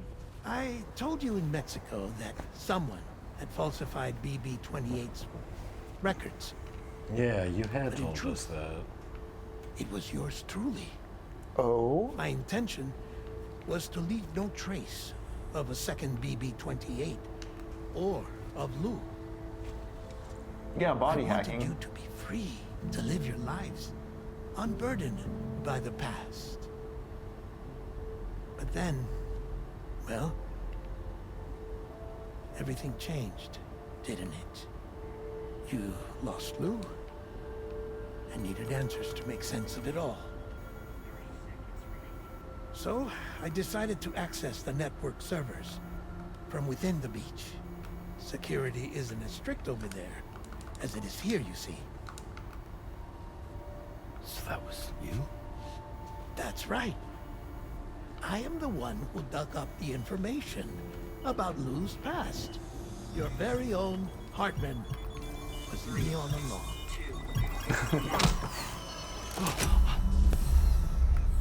Administering shock. Stand clear. Okay, cool. I like that he's back in. Yeah. Sam. What's going on? Where are Right. You don't even know. Sam. Poor Hartman here is understandably confused. If you give us a moment alone, I'll explain things to him.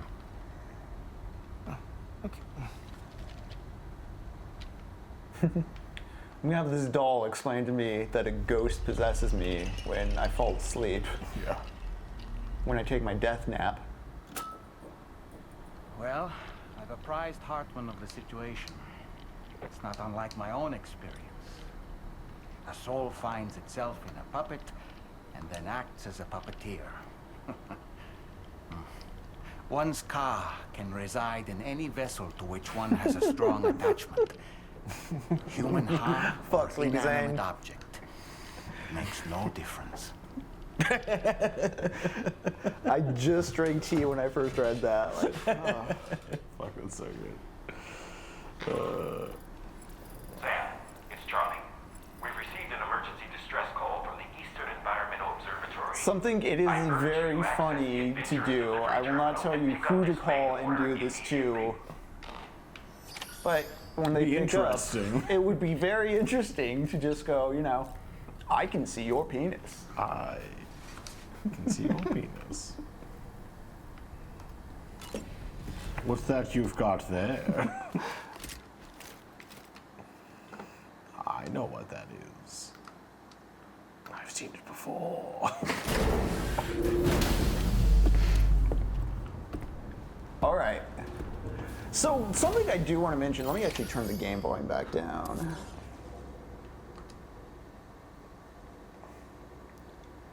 I have been playing this game in a very, very corner-licky, methodical way where I've been building a lot of infrastructure, doing a lot of side quests. You know, I'd have whole sessions dedicated to that kind of thing. But having given it more consideration, like now that we're more into the story, I really like and get the sense that I've gotten far enough in the plot and kind of story and narrative flow of the game that I've kind of gotten to the top of where Death Stranding 1 peaked as far as mechanical tools and concepts goes. Like, you know, we've gotten past reestablishing all the stuff from Death Stranding 1, and like maybe these past two sessions we've been moving more into like what feels like now this is Death Stranding 2. Yeah. You know, that boss fight from Nirvana onwards, the introduction of the kaiju fights, the more expanded weaponry, the story's starting to kind of take its own identity in a better way. It's like the Higgs robots, damn. We gotta get to the top of the mountain. Okay.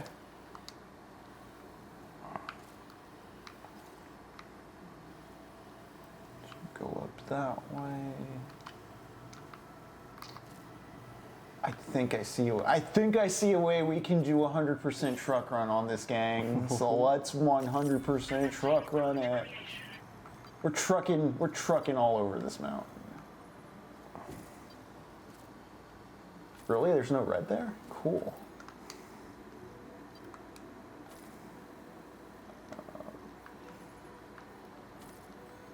What can I say? I love trucks. I love truck. I love truck. I don't want to buy one with on a poorly rated APR, and then tell myself I'm a contractor who then writes that off on his Schedule C while also complaining whenever anyone scratches the back of my truck bed. Oh my god, yeah. Which is why I love this game, because it lets me drive the truck with none of that. It's a good feeling. It's an awesome feeling, yeah.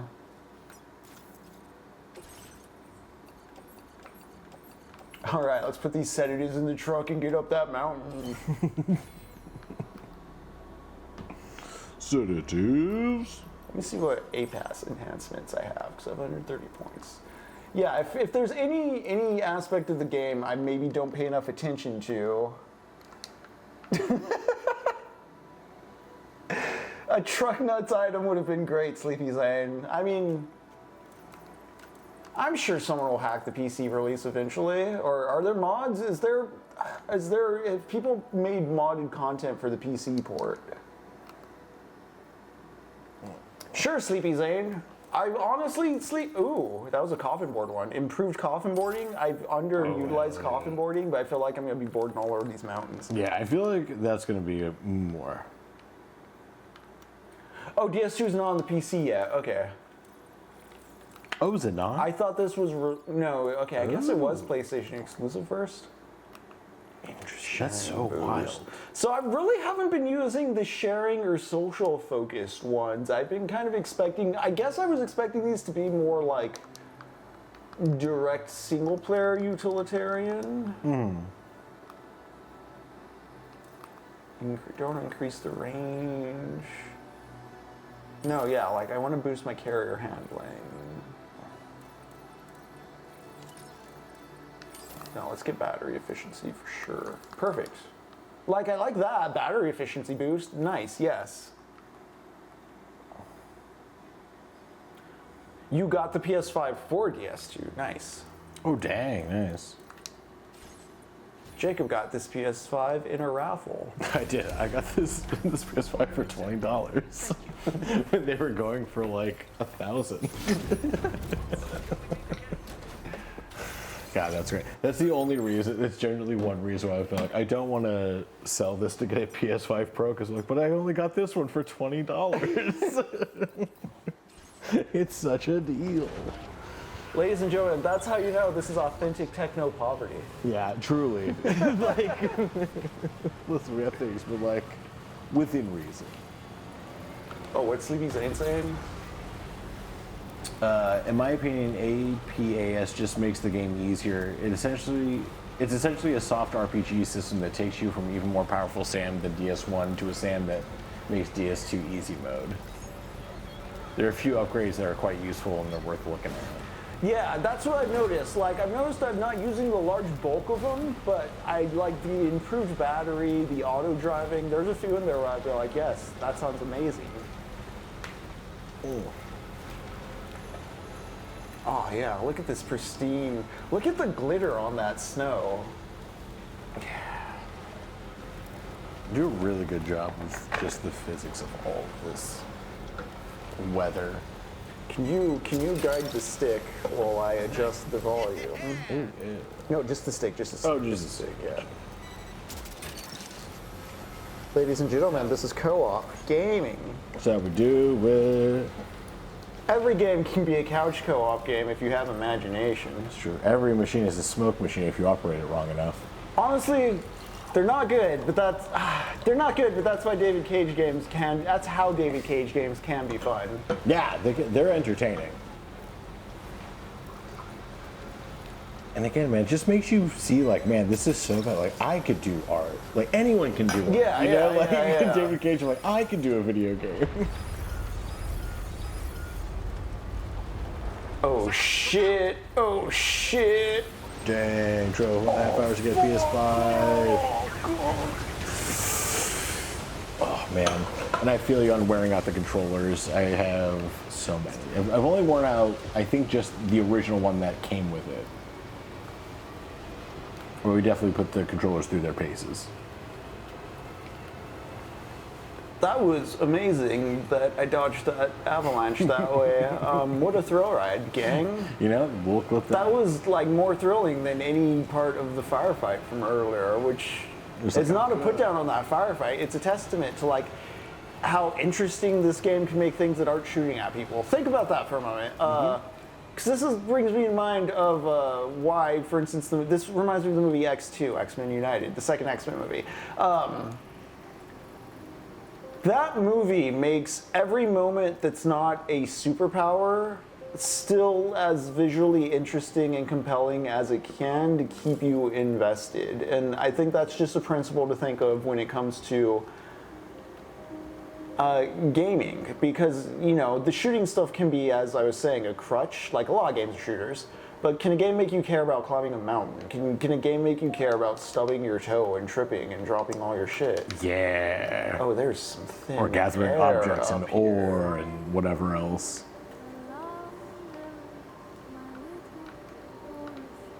Talked about prior, but always worth re-talking about because it's kind of the theme of this whole Fall into the Future block is the way Death Stranding uses pre-existing genre formats like the shooter and the driving game and all others. Is that where I need to go? Hell yeah. Hell yeah. Okay.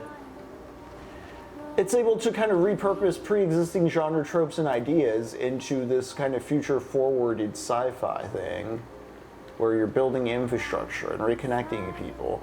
I do wish, jury's still out on the story here. We'll see where it was going with the whole imperialism thing, APAC, USA being evil. But you know what? let's get this stuff delivered.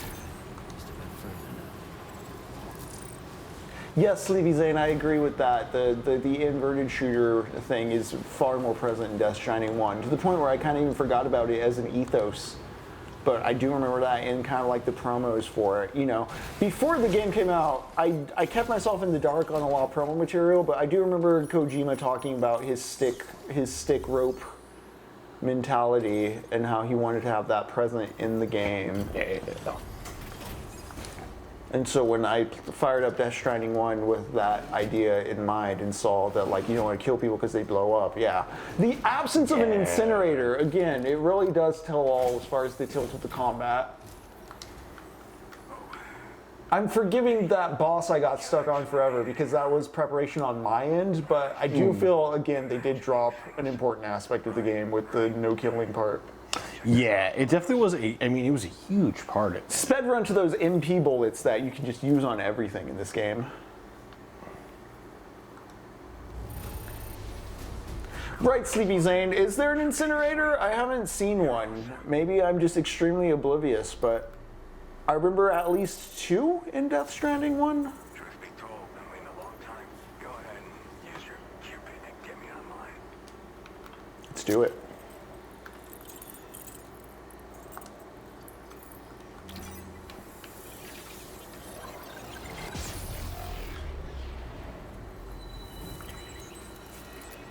Oh, every building's an incinerator here? I guess I just straight up haven't shot someone with real bullets then? Oh, okay. Because I haven't incinerated anyone. I haven't done any kind of body disposal at all. I thought it just straight up was gone as a mechanic. Yeah, okay. You've got mail. Yeah, it's very hard to get real bullets. I remember picking up like a real gun from like a Raiders locket pretty early on, but I never used it. Or if I did use it, I think I used it in Nirvana against Neovana. Okay.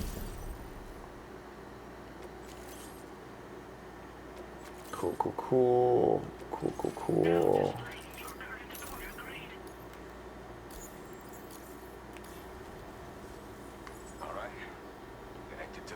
Is there tea in this? Yes, there is. We got to the top of the mountain, kinda. I think. I'll have to zoom out. All right. We got a good amount of Australian on the network now, though. I know. I was gonna say it's like it's kind of fun seeing all the different parts of Australia come together In macro. It's a real scale model of Australia, guys. Yep. Man, there was someone recently who just completed a full scale of New York City in Minecraft. I was like, you know, That's cool. Yeah. I genuinely want to check out, even if it's only Manhattan. Just like, I love living in New Hell York yeah, City. oxygen mask schematics. Yeah.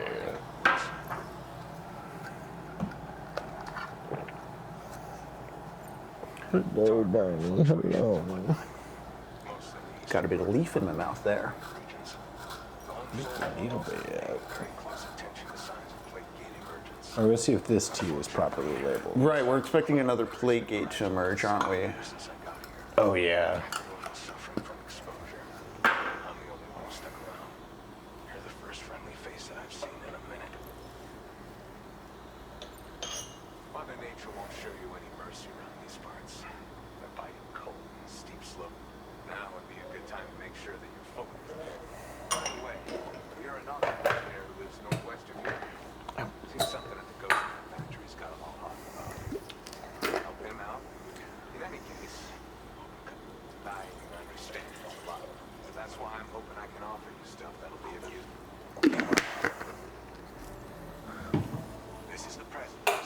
Whoa, the president.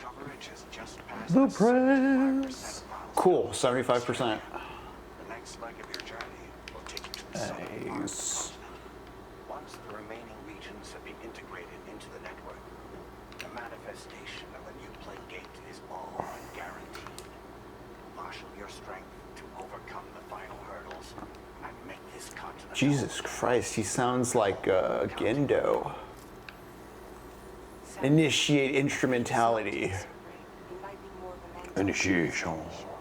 But I'm honestly not sure. Do you remember the doctor from the Motherhood? We think she should be able to help ease Rainey's anxieties. It was Tommy's idea. We already reached out, and she said we could come visit anytime. So can we just fly the Magellan over? Yeah. We can use the Magellan to travel there. Honestly, I'm feeling I am at the part.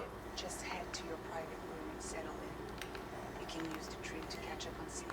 Yeah. But if there's anything you need to take care of before we depart, now would be the time to do Oh, so. before. Sam, I'm contacting you via a different protocol. They're really signaling that we're shifting tone. Yeah. It seems Drawbridge has reason to suspect that APAC may have been involved in the No way. This possibility concerned me as well, so I conducted my own investigation. Have you seen what they've been debating on TV? Have you been seeing what conservatives are saying about AOC? It's really important right now. Oh? CA may also have some involvement with ghost mech production. This would perhaps explain why firearms and other weapons have become commonplace on the Australian continent. President White Man.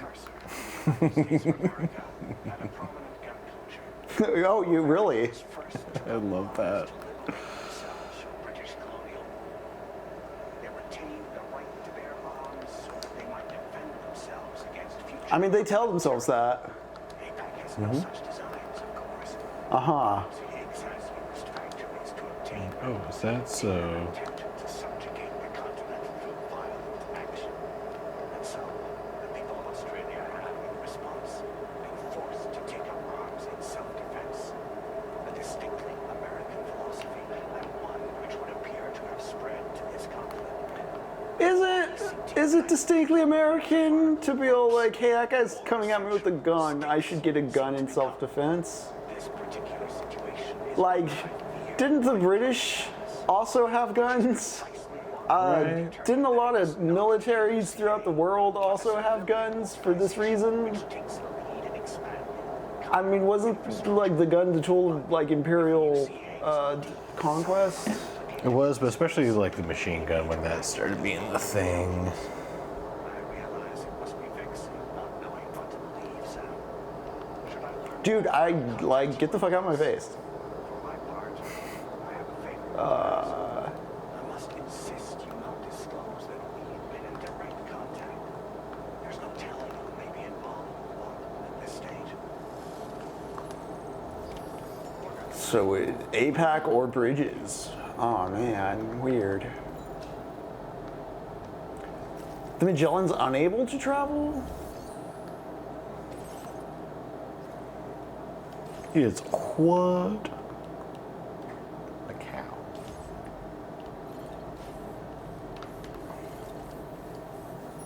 Cheers to you, Sam.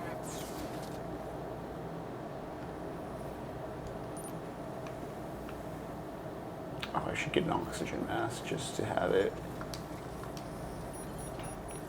Hamburger, hamburger, hamburger, bang, bang. Give me one of the masks. I would like a mask, please.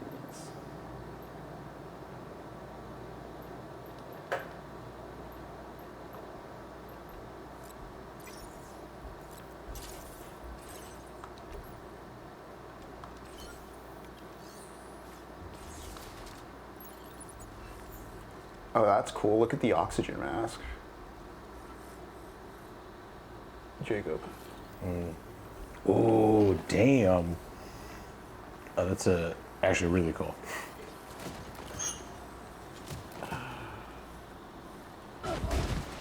Okay, Sleepy Zane.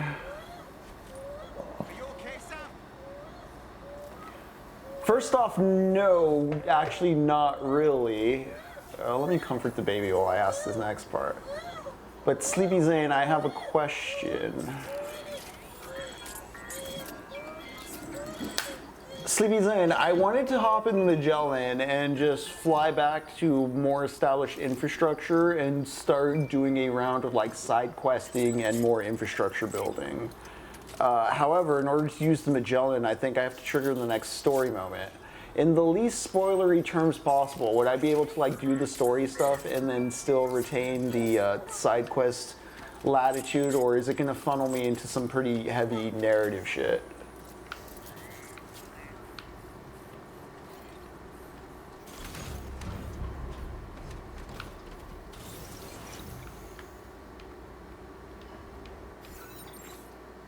Okay. Honestly, let's just go. I'm just going to go for it. Because, I mean, there's still plenty of map. I don't think they're just going to, like, tell me this is...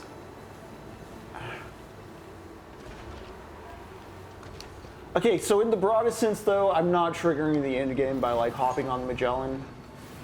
I'm assuming no. Right. I would hope not. Good lord. Right. Yeah, there's one significant thing I vaguely remember half seeing in a trailer that I know definitively we haven't done yet.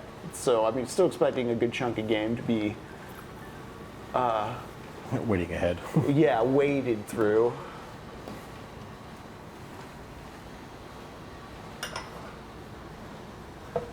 Yeah, Death Stranding 1 made the end game pretty clear.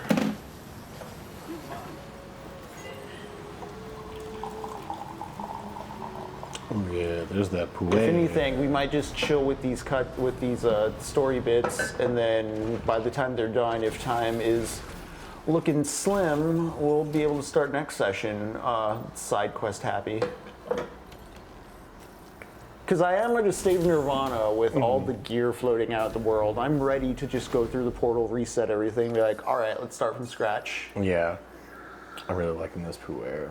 Ooh, I'm gonna let that cool a bit. Ooh, yeah, that's a nice strong one. This was It's a bit hot right now, but yeah. Yeah. Let's see if I can find the right one that it was. That was a good little micro sip because of how powerful it is. Yeah. Yes, this one's in a green tea. I'm like, this is definitely not a green tea. It is delicious. A little beater. Ooh, is this another boss encounter? That'd be pretty fun to end on. Sick. Barney. No, I haven't sunk into like Nirvana though.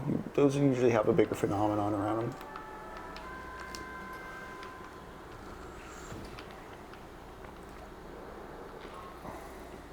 Good morning, Sam.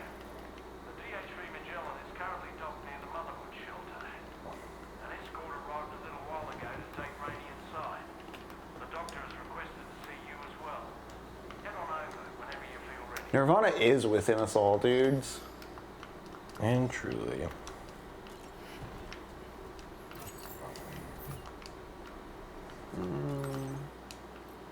Yeah, we have way cooler glasses now. Maybe not those ones.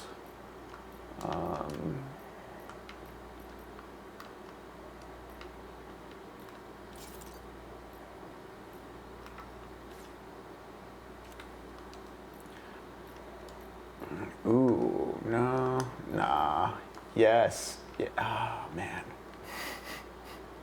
My custom cutscene character, the urge. I know, the urge is strong. The urge. Why Me has made me laugh more times than Why I thought. me? Like, yeah. The simplicity This is a of bit it. too immersion breaking for side questing maybe, but I don't want to be surprised by that in a cutscene, honestly. I'm gonna stick with the Why Me. Yeah, I'm like, every time I've seen the Why Me, I've genuinely laughed out loud. I don't even have outfits for Doll. Dollman, I can get you outfits? What?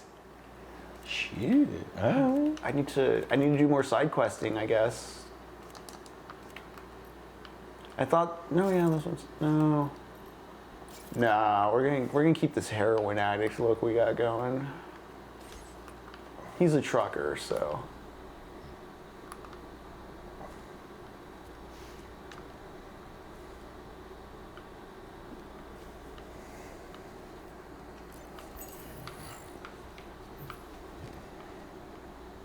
I take back that last comment. I didn't mean to be derogatory towards truckers in that manner. You know what? All Americans are doing drugs. It's the only way they're coping right now. Yeah, man, it's the only way we're getting anything done. A tan suit scandal.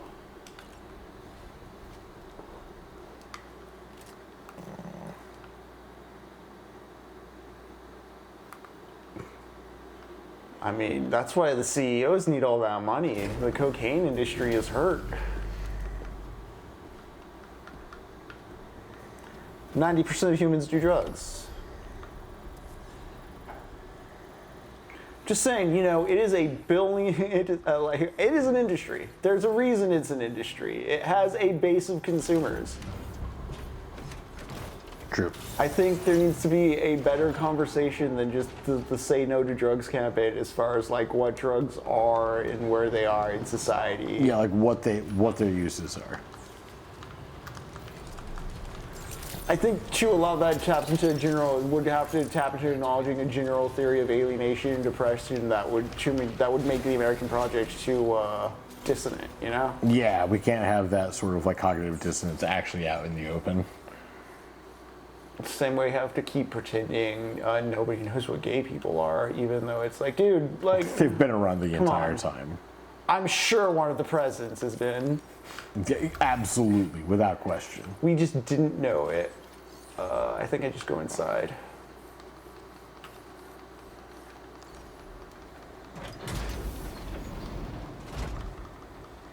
Sleepy Zane won? At least one. At least one.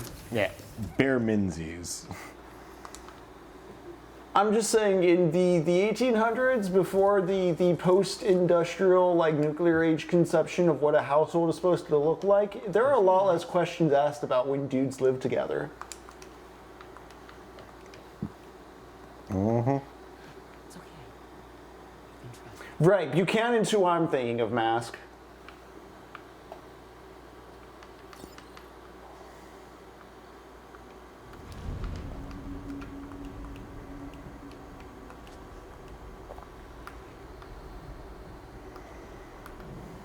Yeah, Sleepy Zane, I think there's a big malleable margin of space as well.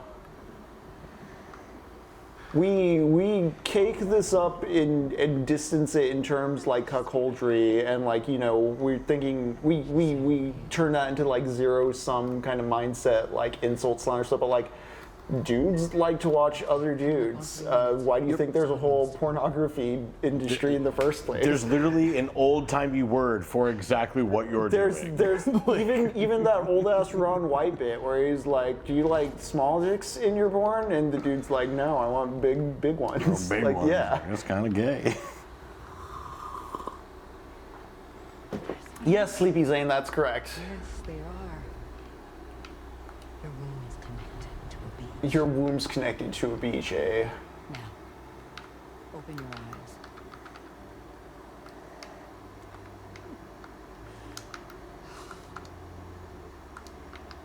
Rainy. Right, mask for The mask. child you're carrying is not dead. It's just that time is stopped in the womb. Your daughter and her mother are in perfect health. But there's still no treatment, is there? When the balance between our world and the beach is finally restored, you will give birth. Baby's just frozen in time. Got it. We just have to fix things at a structural level. But of course. All in due time. So wait and have faith that you and your child will be fine. Thank you. You're welcome. What about you? Someday I'll have a son? No, Sleepy Zane, even if I've like been negative or like, not negative, even if I've been unenthusiastic about the story, I agree with what you're saying. I feel the general direction is more restrained and in control here. DS1 did feel a bit more video gamey indulgent in the way it's like, well, you can just leave the camera floating here. When I did my examination on your I think he was really infatuated in DS1 with prioritizing acting and expressions and showing off what the engine can do in that respect. far longer than any I typical never see beetle. that. I'd like to check your pod's production number. If it's an official model, we'll have one inscribed on it. I can tell you right now, there's no number written on Yeah, it. that's a good tea. It wouldn't be on the outside. Right? It would be inscribed on the inner wall. Now, you can't open a pod without endangering the BB's life, but there is a way that we can peek inside.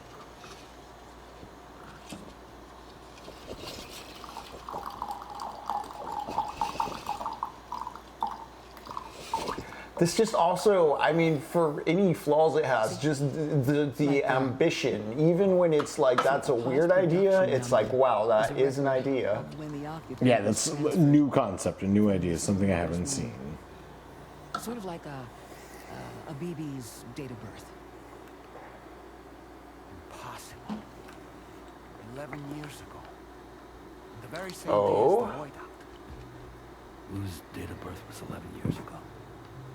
And not just that, the serial number is BB00, which would make Lou one of the first test subjects. That was the pouring of the tea. That would appear to be the case, yes.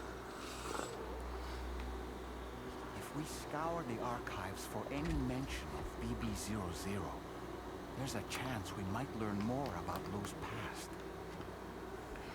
You really should try and put this behind you. Do we want to know? And digging up the past won't help. But I think you need a continuity with the past for things to stabilize. You know, one of the reasons people feel so overwhelmed and panicked about current events is because they feel like it's absurd and unprecedented and never before. And if you look at a history of historical atrocity, yes, it's depressing stuff, but it does provide a continuity of context, which helps you ground your reaction better. You should take Yeah, that's actually a really good point, especially with everything that's been happening. This is the exact signal I wanted, game. Thank you. Hey. And I am right by where I left off the road, pretty much. Nice. Oh, yeah. All right, let's hop in a truck and let's do some stuff.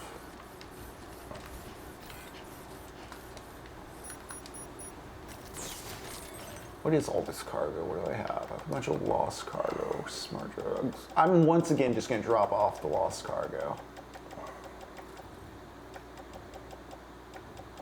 And I'll keep Sam light. Ooh, this is destroyed, eh? Okay, I'm gonna get a boost skeleton and a bunch of metals and stuff for my truck. Nice. Maybe a side quest if there's a side quest here. Let's see. We'll do one more thing for the night. Oh, yeah, this is perfect.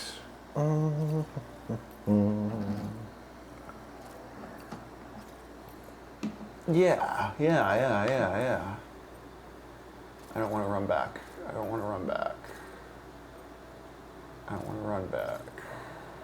Okay, yeah, I'll do these 3 quests. And stock up on materials. Oh, did somebody build? Ooh. Okay. Okay. Yeah, either some side quest opened up or somebody online helped me with that. Yeah, where'd my other roads go? The ghost road's gone. Okay, so that might be side quest dependent. Either way, we're going to... So I wonder if the ghost road only comes out at night, you know? Well, that portion of road was constructed that I had to go to the builder for. Oh, shit. All's good. We're going to get back to the road. Hello, hello. Barney was here. Say hi. Who is it, Barney? The whole party, the whole group. Barney, go say hi. Sorry, guys. Barney's best friends are here. Ooh, this is a lot of stuff.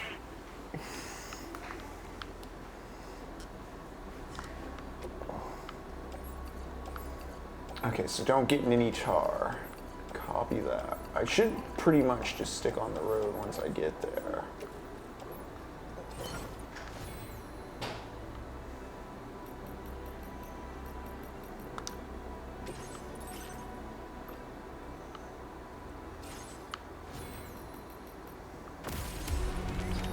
Order accepted. See ya, Ja. See you, John. Thanks for coming out. The most in denial man in all of fiction. All right.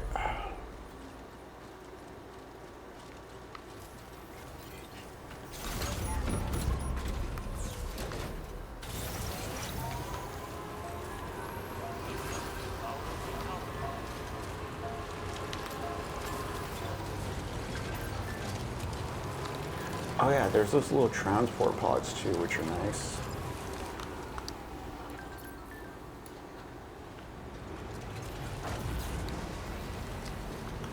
Let's get back to civilization.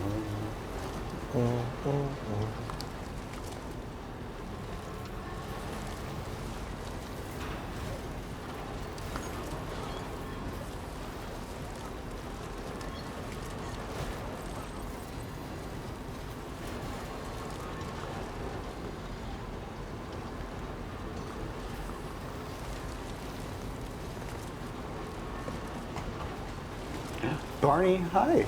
Hey, what's up, girl? Hi, baby. Come on. Go on. Go on. You can do it. Barney's got to do her own Death Stranding navigation back up to her comfort. I love strapping Barney into her baby Bjorn. It feels like I'm doing Death Stranding. It's pretty great.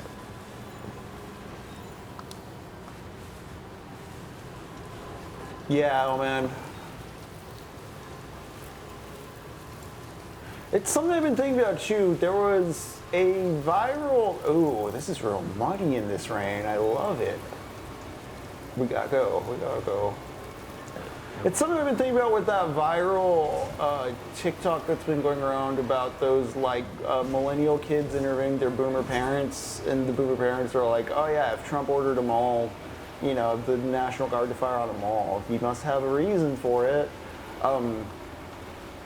That is a narrative. That is a lifetime of narrative belief in what the president is and what the rationale of like what politicians are capable of and should be permitted to do. That I'm just fascinated by. Yeah, it's the like the dirty Harryification of like right. every role. Like, yeah, it doesn't matter as long as you're like, yeah, he's probably I right. would never be able to do this in my workplace, so I externalize it by fantasizing about putting in power someone who could. Yeah. And surely someone with that power wouldn't abuse that power. Because they're on my side. Yep, because I voted for him, and I wouldn't vote for someone. It's kind of a shared devices thing now that I think about it, in terms of like, no, we both hate the same thing, so we must be the same person. Like, no, it just means you hate the same. You can hate the same thing for different reasons. But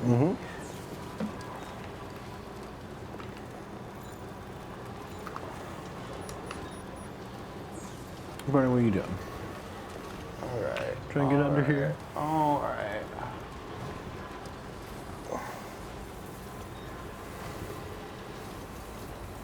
All right. We're doing good.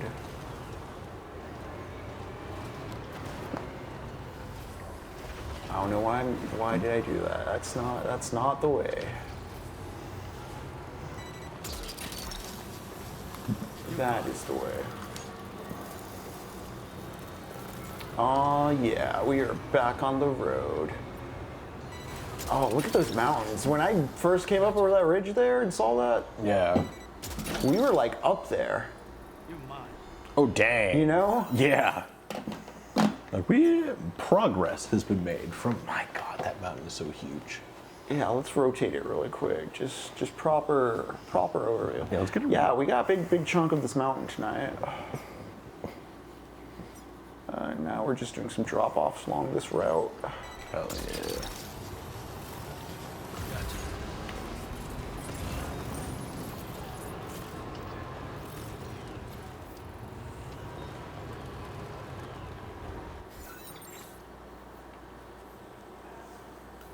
Yeah, it's right down there.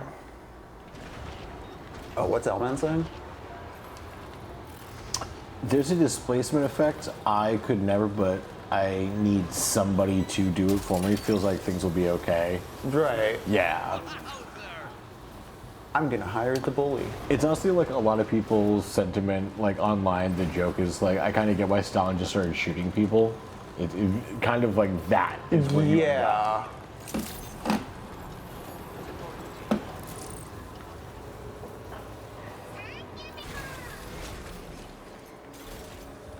I know somebody was posting our tinfoil hat piece on the Discord, but it's also why I'm a bit skeptical of like the uptick in like visible like Black Panther social media that seems very focused on being like, hey, walk around with guns. Yeah. That push to instigate, like, hey, why don't you give to mutual aid and do monitoring? Be out there with friends. Well, it is like I see it both ways because like fascists do not just decide like we're not going to stop. Yeah, this. I'm just saying don't do the provocation thing. In this, Oh, absolutely. Yeah. It's more the thing with like the Black Panther things I've been noticing is like they've been having like the fake groups like shaking hands with cops and also being like, you know, we're not after ICE. Hello, like, fellow kids. Yeah. Yeah, like we're not here to fight for Palestine. We're not like that kind of shit. It's like, no, man, we fight for the people. Like, if you know anything about the Black Panthers. Yeah. And the whole criticism of like the Palestine thing, it's like, well, that's the whole imperial boomerang aspect of it all. It's like whatever they're doing out there is a test lab for what they're bringing back home. Yeah. You need to have somebody on that wall.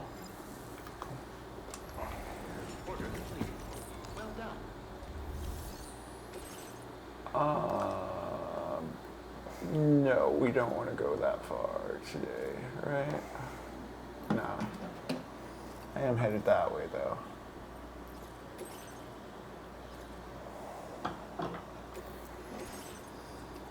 Stone samples.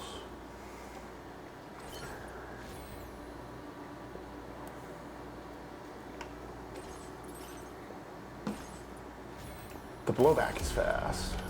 Order accepted. Thank you.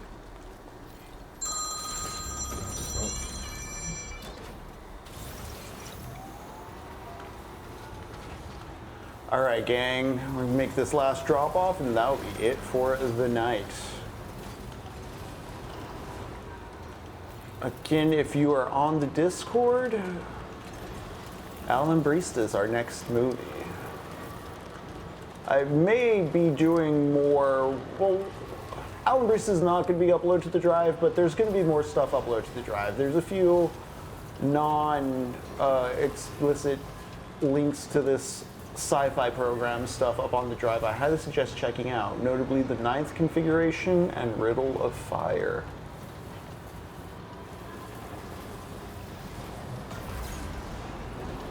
Back on the Good night now, man.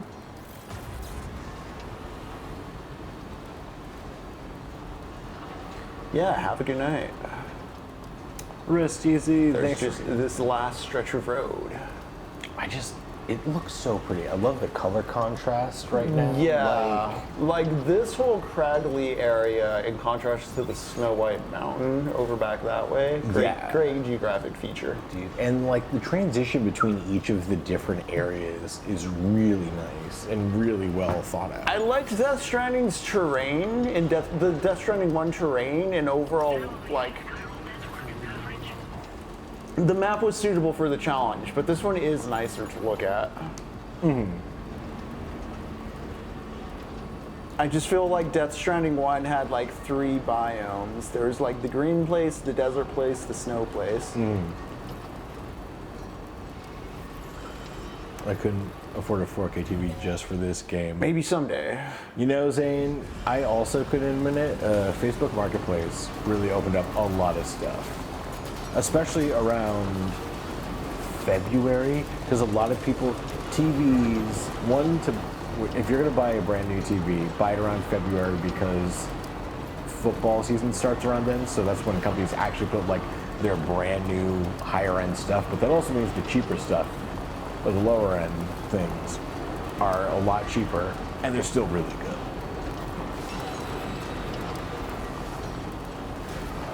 I don't even know how many TVs I have. At least 3.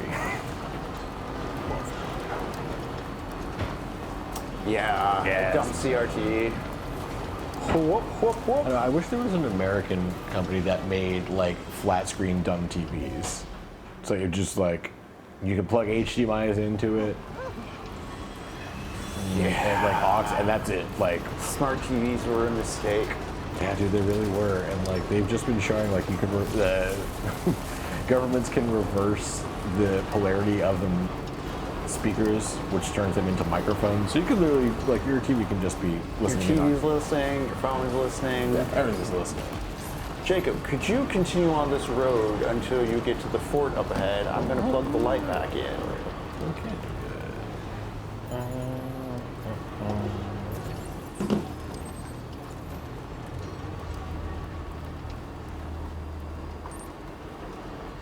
Also, the handling of this guy. I kind of love the PS5 controllers for some.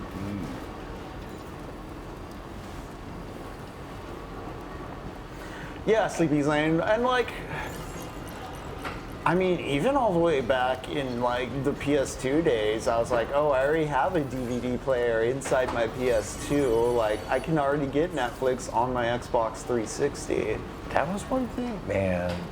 Getting younger generations into physical media and also like old PlayStations. Like a PS3 is honestly, PS3 and PS4 probably one of the best things you can get for a media system right now. Yeah, PS3 is, people were doing a lot more modification stuff with it, if I understand correctly. And it is like, yeah. I also like that you can play PS1 games on a PS3. I think there's some pretty good like soft mod stuff you can do with the firmware. Yeah. Yeah, I agree. Plugging a laptop into a TV is always better than a smart TV. 100%. I got my PS4 for Bloodborne. All right. Sick, yeah.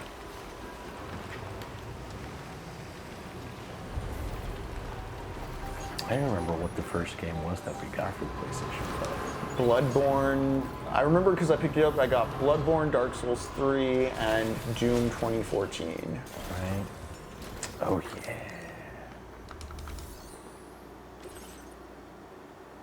I know I definitely picked up Cyberpunk because everyone was talking how bad it was going to be. I'm like, you know what? I want to see how bad this is going to be for this reveal. And it was fun. It was real glitchy, but in like a Also, like at the time of release, wasn't the PS5 version considered one of the better performing versions?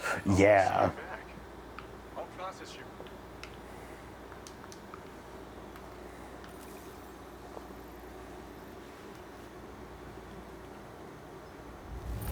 Seriously? Yeah. Oh, I'm almost at 5 stars with this guy. You have my respect. Yeah, let's get. Yeah, thank you for the crystals. You need and don't hold back. Oh yeah, that's a good capacity on the metals. I need to like. Okay. Okay.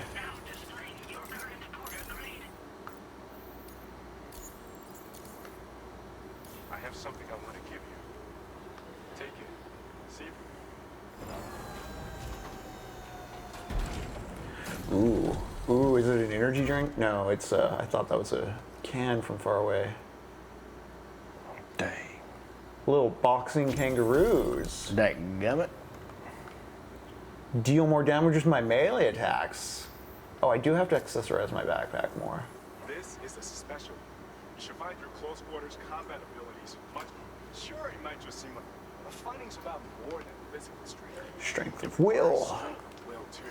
Strength of will. But don't take my word for it. Order complete. Well done.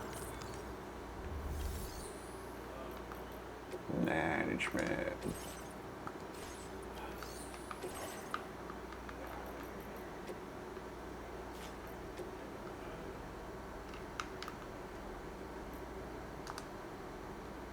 Battery lasts longer with the electrobio. Animals look. Okay. Gonna put on the battery one and the boxing kangaroos. There we go. Finally. Proper accessories. Alright, I'm gonna save and call it here tonight, gang, but thank you for joining us for another wonderful night of Techno-Poverty. We will be back Monday with more Death Stranding. Okay, Sunday we'll watch Alan Brista. And if you miss anything, feel free to go over to our YouTube, like and subscribe. Yeah, wow, we've been at do. this for 47 hours already. Nice. Dang, really? I think I tapped out about 80 hours on Death Stranding 1, but yeah. Not bad. I mean, they're good chunks of game. Yeah, and once again, we're at chapter 14 in Octavia Butler's Parable of the Sower. If you want to catch up or read along, yeah, that's our current spot. Anyways, y'all take care. Have a good night. I'm gonna see real quick if our friends, any friends going right now. Let's see, who can we raid into? Got some cool folks. Yeah, the Pixel Goblins are going. Playing Black Book. Let's raid on into them. Take care, y'all.